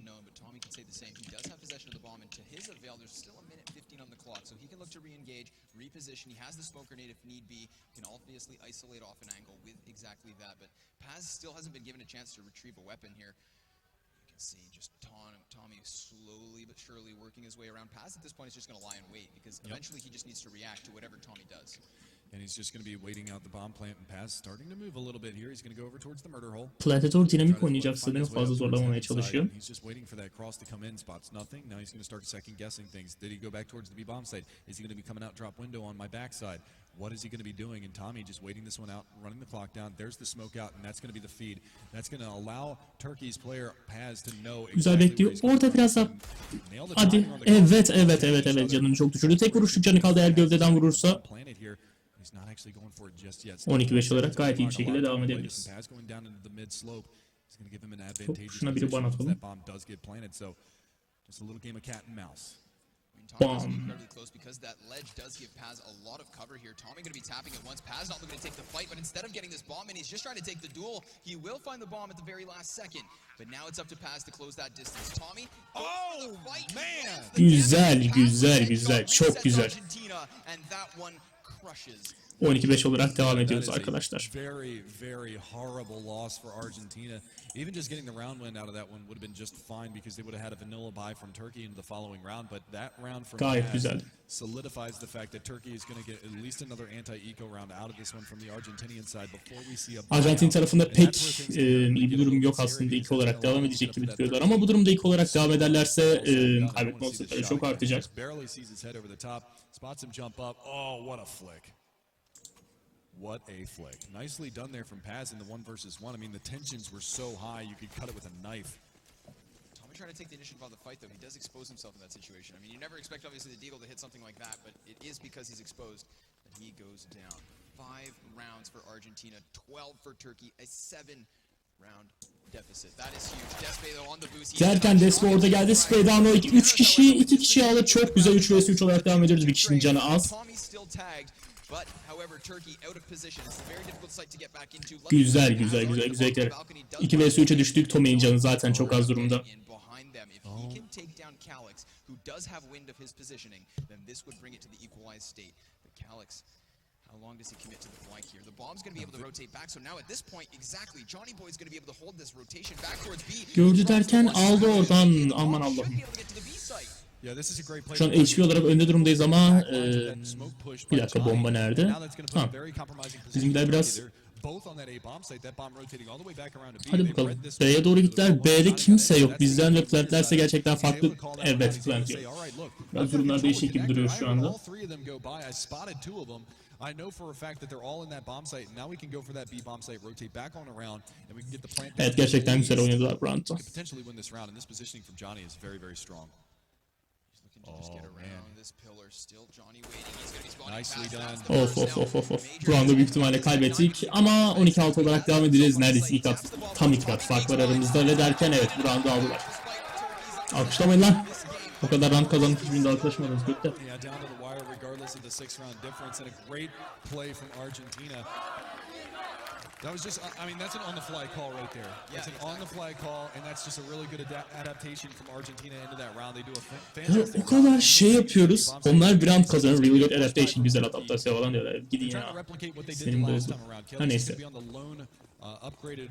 Weapon, he's going to have that UMP to work with. One Desert Eagle, 2 Desert Eagles on the board. Zantares and Paz going to pick that up, and we saw the damage that they were able to inflict with a purchase like this the last time around. Now, unfortunately for Argentina, they have started to emphasize this B site. Of course, they do have 210 still keeping. Güzel. Drop'tan aşağı atlandı. Pek bir şeyle karşılaşamadı. Zantares long'u kurtarmaya çalışıyor ama pek bir şey yapamadı. Köşeye doğru kaçtı. İyi bir defense oldu onun için. Birkaç kişi bekliyor sanırım Zantares oradan. Argentina still trying to emphasize drop down. They've got the information down. In Turkey, they have nobody actually inside of the room, but rather they're just waiting for the players to come on out. Yeah, still kind of a stalemate right now. Nobody taking any damage early on. O taraf tutuyorsa ben de taraf tutuyorum. Allah'ım. Early on, they hear some spamming coming out, but they haven't seen anybody. And there it is. Straka is going to be able to open things up. He does. 4 vs 5 olarak devam ediyorlar. Kalex'in biraz canı azaldı. Of derken 3 vs 5'e düştük ve Kalex'in canı gerçekten çok az derken güzel bir play geldi. NBA'de aşağı indirdiler ancak 1 vs 4 olarak devam ediyor. Despe tek kaldı. Despe birkaç şey yapmayı denedi ancak başarılı olamadı pek. Parasal olarak, maddi olarak pek iyi durumda değiliz. Koy yapmak zorunda kalacağız sanırım bura.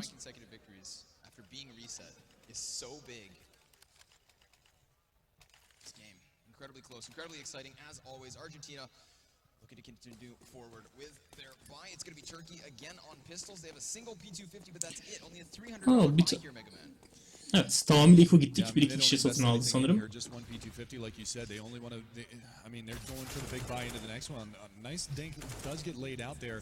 Unfortunately, that's not going to be enough, and Paz playing around this smoke. They're going to start spamming him, and they will take him down. Nice awareness from Johnny. Evet, Pez'i aşağı indirmeye başlardılar ancak yine de ilk oranda olduğumuz için pek bir şey düşünmemiz gerekiyor. Alabildiğimiz kadar kill almayı düşürürüz derken Tommy'yi almışız bu arada. Site'e girip plant ederler. Bizim pek yapabileceğimiz bir şey kalmadı şu andan sonra. Bu roundda olabildiği kill almaya çalışmaya devam etmeliyiz bence. Yeah, and rightfully so. They want to hang on to this AK for the next round, so you can see him running on away. Despe with the USP is just going to hunt underneath the window, but Johnny, he's reading this right. He's going to be able to hear these footsteps, and Major going to walk on by. Does he get the backstab onto this one? Johnny creeping.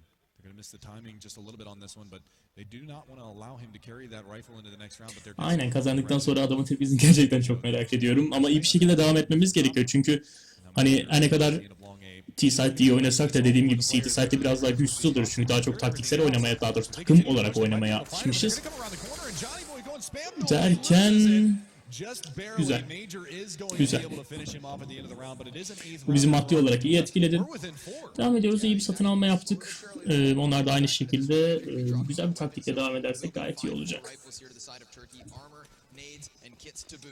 Argentina in the same boat, but they have the AWP on Johnny, and of course, if there's anybody here who can go big with the op, it's either him or Despe, but this time Despe not be able to counter op, it's just going to be Johnny looking for picks here. 3 players for Argentina heading out towards long as Johnny keeps sliding down towards lower. Straka as well going to be making a bit of presence towards that platform, will keep this stack from Turkey drawn towards the site, and Despe rotating back from the bottom of mid as well.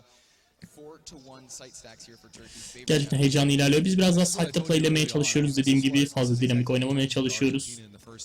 Ama CT'de biraz daha güçsüz fark ettim. Ama sonuçta bu official kanaldan yapılan bir yayın. Hani bence taraf tutmamalılar. Sonuçta hani Ifrag TV'den yayın yapıyorsun. Hani tamam olur Arjantin'in kanalı olur ya da Arjantince. Herhangi dili konuşuyorlarsa yine tarafsız olması gerekiyor. Tamam, kendi dilinde yapılan yayın gayet taraflı olabilir bizim olduğumuz gibi. Ama İngilizce yapılan yayın taraflı olmamalı. See if he can spot anything onto the back plat at the B bomb site, but unfortunately nobody is going to be home over there. And look at this, they're actually playing relatively passive on the Turkish side. They've got one player at back coops, they've got one player playing close towards the drop room, and then they've also got a player in the connector side of things. So there's only 2 players dedicated to this B bomb site for the time being. And these positions currently held by Turkey are actually very much easy to rotate towards either of the sites as well. So they're just waiting for some sort of attack. 3 players clumped up into the center, 1 on each extremity, truly committed. And Despe's just been jump peeking this for quite some time now. He spots, of course, 210, does deploy some utility. You're going to see that pulls the attention over towards A, so it's fazla zaman kaybettiler. Büyük ihtimalle fazla iyi defend dersek, daha doğrusu B'yi iyi defend dersek plantleyemeyecekler. Paz orada iyi bir giriş yaptı derken Paz'ı aşağı indirdiler. Plantlemeyi deneyecek orada derken girdi. Evet. Ondan çok güzel devam etti. 3 vs 2 düştüler. Bombayı plantlemiyorlar. Bomba site'e düştü zaten. Son 6 saniyede devam ederek bir şekilde alabilirler. Ve büyük ihtimalle bu round'ı kazandık. Gayet güzel. I mean, they do eventually hit that bomb site. The distraction works out really well for them, but unfortunately, they're not going to be able to capitalize on that in the long run. And it actually comes down to Kalex playing from chicken coops. I told you, I mean, that's one of those positions. They had the Molotov still, so they could have flushed him out by throwing a couple of firebombs over in that area, but they chose not to because they wanted to save him for the post plant. Which I can't say is necessarily a bad decision, but when you have no information on where any of those players are playing, kazanan finallere katılabiliyor. Hani şampiyon o nasıl diyeyim yani yarı final değil.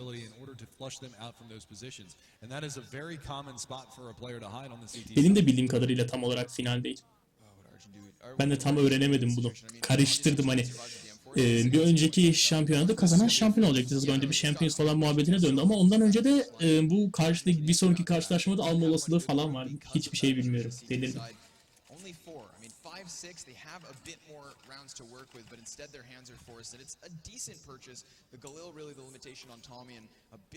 Güzel. 8-13 devam ediyor. Sadece 3 round almamız gerekiyor. Ekonomik olarak da gayet iyiyiz.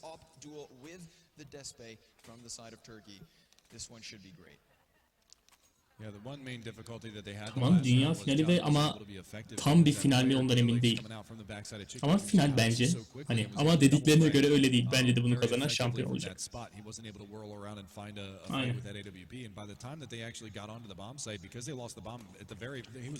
Hadi bakalım. Son 3 round.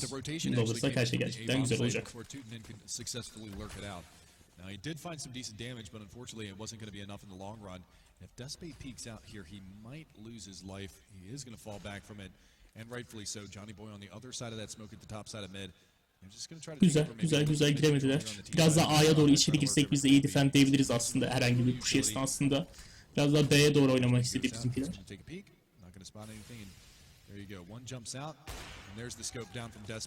Tamamdır. 4 vs 1'e düşük Despe'nin AWP play'i sayesinde.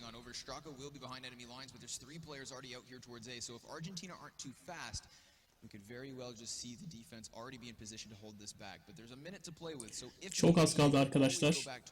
Gerçekten en önemli 4 dakika ve Türkiye'nin ilk e-sporda dünya şampiyonu olacak tahminimce. Gayet iyi oldu. Evet, bir tane kayıp verdik ancak sorun değil. 4 vs 3 olarak devam ediyoruz kazanmaya. drops one as Major does the same. It's just down to Tommy.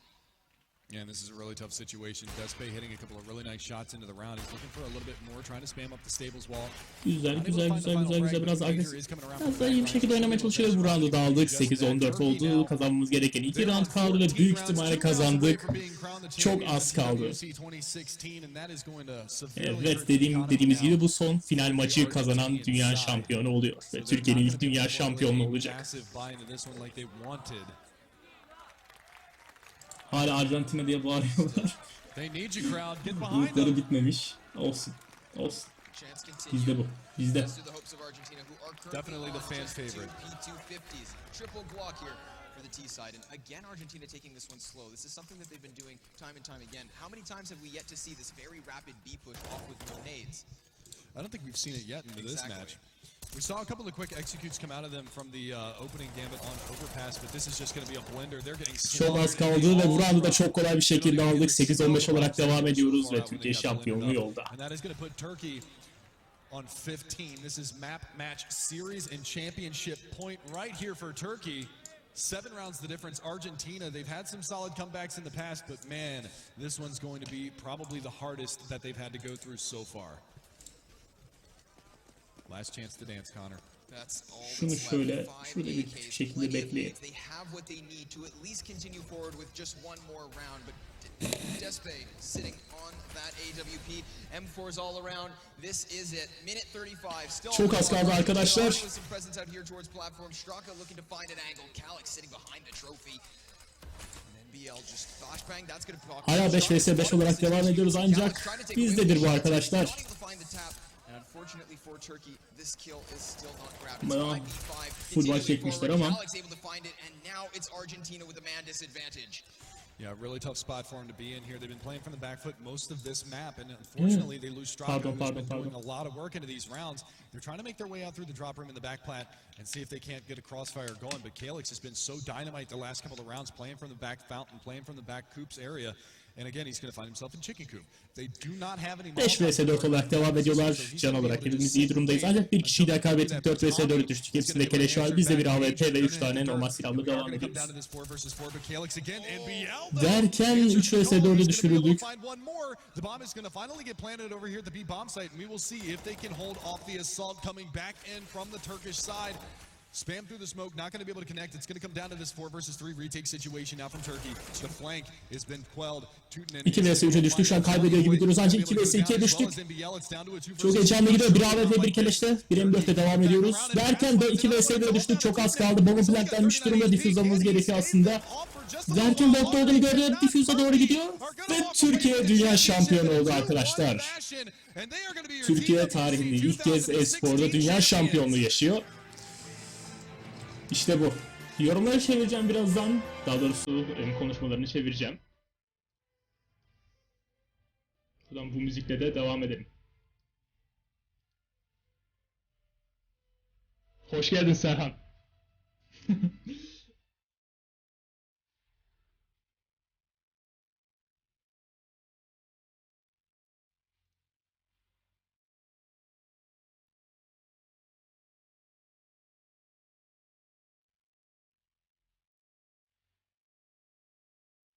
Tamamdır.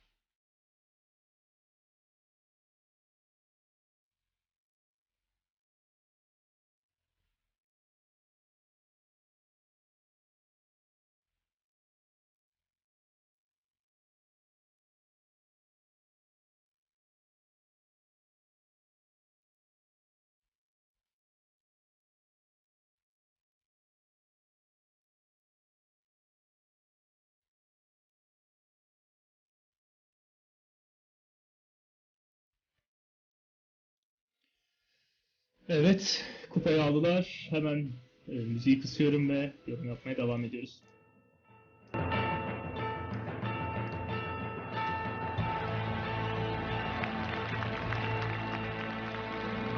Bayrağı çekmeyi unuttum, kusura bakma. Ha, kapattım zaten.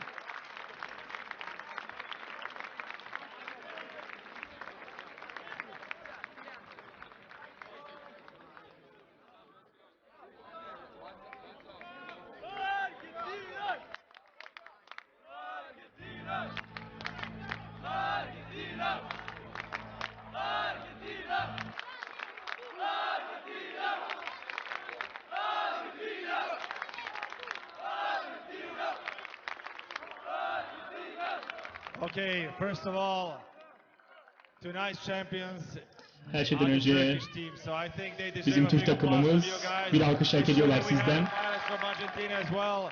Burada da tebrik But etmemiz these gereken bir guys have been Arjantin var. undefeated, and they deserve even stronger applause than they got from you guys, but definitely Gerçekten I'll start normalden fazla bir here alkış in hak ediyorlar. Belgrade with the Argentinians, and we'll talk with them as well. Guys, thank you for a fantastic performance here in Belgrade. You've been undefeated. Buradaki You've been inanılmaz başarınız için çok phenomenal, teşekkür really, ediyoruz. and, you have to understand a little bit the crowd because they always love the underdogs. That's how it goes in life. I want to also address you guys in English, Serbian as well at the end. You've been phenomenal. It's so easy to have you here and talk to you and get your energy, and I think these guys have felt it. Me personally, I felt fantastic here on the stage, and thank you very much from myself. Thank you very much. In about a minute or two, these guys will get their medals. First, we'll get back. I guess, are we getting back to the analysts? Oh no, we're getting the medals. We're going with the medals first. That's how it goes. Madalyaları Getting verecekler the arkadaşlar. medals. Marko Milosevic, the person that's basically behind this project here, bringing it to Belgrade, is giving the medals to the championship Bu team. projeyi yapan insan madalyaları veriyor bunlara. We'll also get probably some reflection on this whole tournament from the Turkish team and from the Argentinians as well. So I would like Georgia here to come and join me as well. Georgia, you did all the interviews, and I think it's, of course, after the anthem, Şimdi bayrağı asalım. it's your turn to do the interviews. We'll also have the Argentinian team here with us.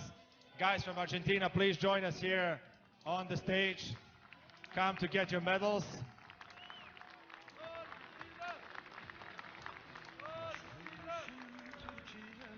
And once again, thank you very much for bringing all this crowd here and all the energy, all the way from South America. Thank you.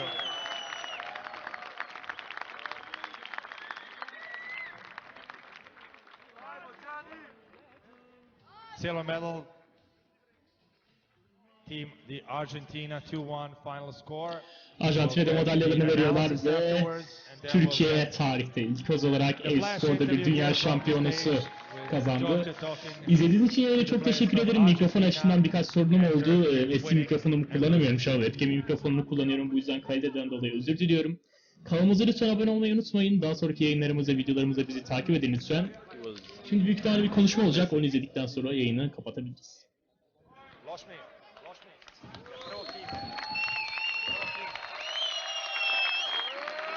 Ya bak nasıl alkış alıyor. Bizden daha fazla alkış alıyorlar. Okay.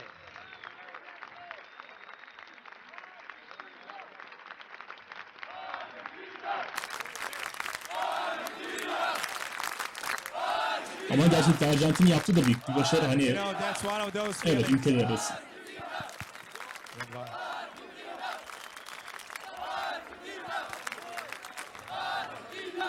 Obviously, here we have the winning team, and we have the winning team as well. So I think they're all going back home. Dışarıda havai fişek patlıyor. Ben bunun amacını veremiyorum. Bu oturduğum yerde herhangi bir saçma bir şeydi. 4.5G'nin olduğu gece de 4.5G açıldığı havai fişek vardı. Şimdi Türkiye şampiyonluğu havai fişek patlıyor. Let's get back to the Gerçekten tebrik etmek gerek. Tekrar nereden izleyebilirsin? Şu an yeni geri sararak tekrar izleyebilirsin ya da bir yarım saat sonra kanalı upload'da ancak otomatik olarak. Evet. Bayrağı kaldırabilirim zaten astık bayrağı. Ne kadar inanılmaz bir inanılmaz final maçıydı. Ne kadar güzel bir maçtı. Kabul ediyor musunuz gençler diyor. Tabii verdik fazla ama.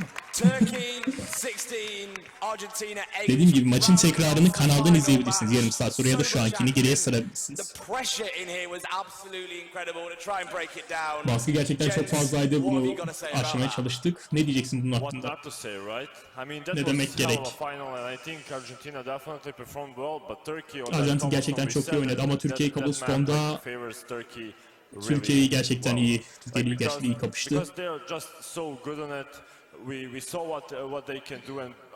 Gerçekten neler yapabildiklerini gördük ve Arjantin buna şey yapamadı.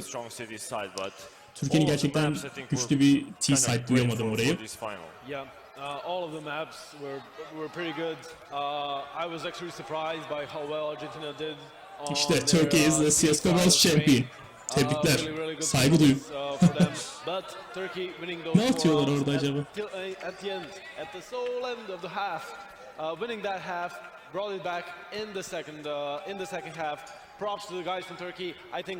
I mean, everyone wanted to see the Cinderella story go all the way, but I think this is the most fair result. Konuşmayacak mı bizimkiler ya? I know they lost in the final. I don't think they feel like losers. On the other side, Turkey showed definitely the most throughout the whole tournament, and they are definitely. Türkiye turnuva boyunca gerçekten iyi bir başarı gösterdiler bu kazanmayı gerçekten hak ediyorlar. Seyircilerde hiç Türk yok, onlar kutluyorlar cidden. These are the boys from Turkey that have made it happen throughout this tournament. There they are. And what an amazing tournament they've had, right? Yeah, round of applause. Like, there's nothing more to be said, but overall I think Turkey was the 55 strongest Türkiye bet lineup oynadım da we had Türkiye'nin here. oranları neydi Their acaba? best players Hiç bakamadım here, ona. Ben hemen turnuva varmış yayın açayım muhabbetine girdim. beforehand. And overall I honestly think the best team is Turkey. They deserve this win. And En iyi takım Türkiye'di ve was the bu crowd favorite. hak ediyorlar diyor. Cheering for them, but this is Counter-Strike.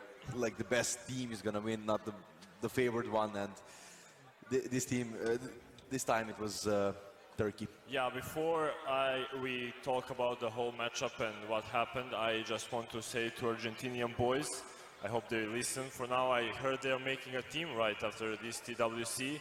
So, boys, I wish you all the luck in every league you play. I hope you keep on winning, keep on performing, and we'll maybe see you next year as well. Yep. What was it about the players that really made them stand out from the Turkish side? Was it just at the end of the day when it came down to it, skill? Obviously, we all love the Argentina story, the story of the underdog. Everyone wanted that to come through, but just over-skilled at the end? We saw every single one of Turkish players tuning in.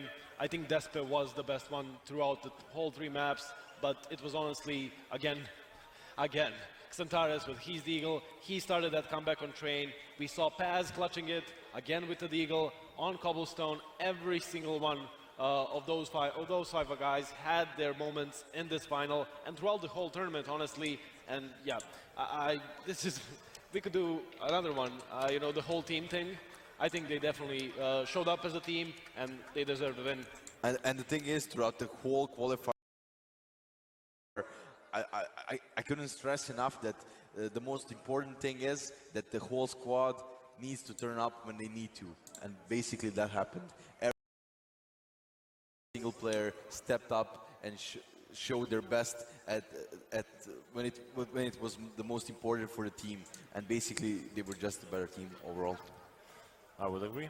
And I just want to say, Turkey qualified through the last chance qualifier. They had a match against Belgium just weeks before the event. They didn't even know they're going to be here like 2 weeks before, and they're now here standing with the cup. They won it. Just amazing performance by them. It's taken 4 days. We started off with 4 gün sürdü ve battling out for the grand prize 8 ülkeyle başladık ve gelen US dollars. $100,000 vay anasını. The completed bracket on the $100,000 screen yani, This is 300.000 the bracket TL. how it is looking. Bir konuşalım with the ya. winners at the top. Bunu Argentina bekliyorum. took on Turkey, but in the end, Sonuç Turkey olarak- managed to just about grab it. And hey, isn't that a beautiful thing? Looking so amazing. Obviously, there's the romance of the underdog story, but we didn't quite get it in the end. Anyway, we can now go back to the stage where Georgia has got a few of the players to chat with. Over to you.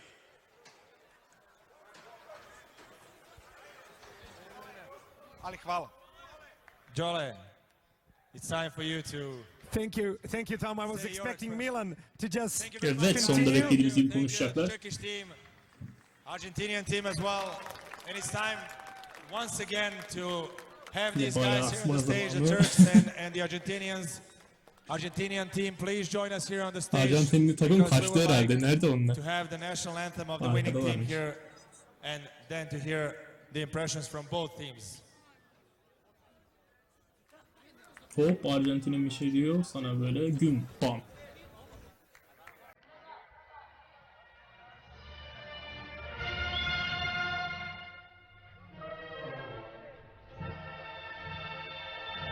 Ne çalıyor?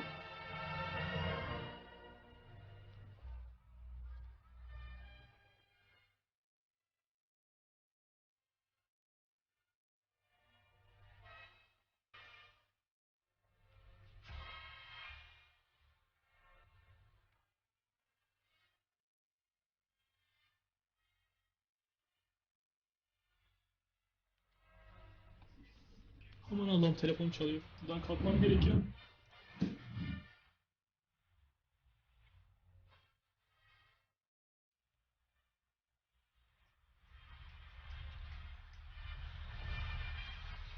Herhalde Arjantin marşı bir şey marşı çalıyor ama ne olduğunu anlayabilmiş değilim.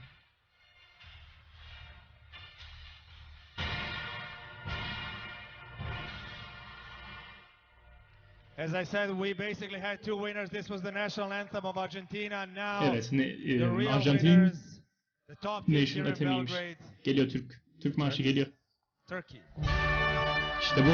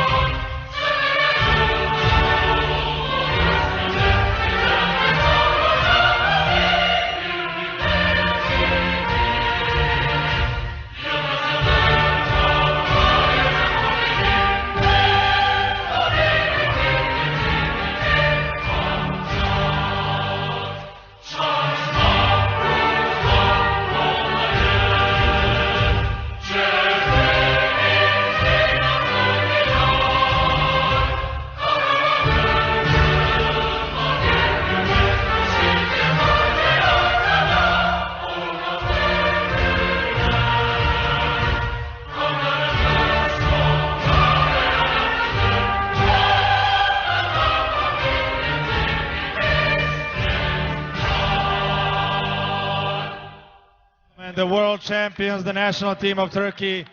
Georgia, it's time Dünya for you to şampiyonu take Türkiye over the şampiyonu stage and takip let's ediyor. hear the impressions Tebrik from the ediyoruz. winning and the losing team as well. Herkesten bir Out izlenim of alacağız. 96 nations, you managed to finish 96 ülke first. arasından You ilk bitirebildiniz climbed siz. the top of the world. Your first impressions. Dünyanın Major. birincisi oldunuz ve ilk izlenimleriniz nedir? Very happy. We didn't accept Çok mutluyuz ve this final. I want to congratulate Argentina. They play very well.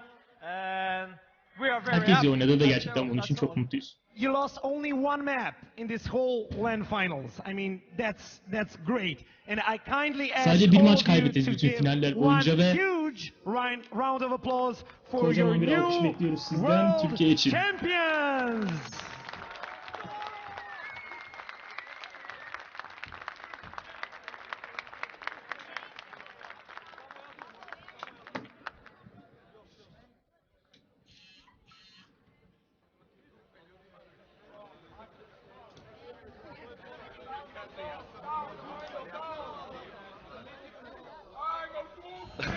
Right, there we go. Things almost finished.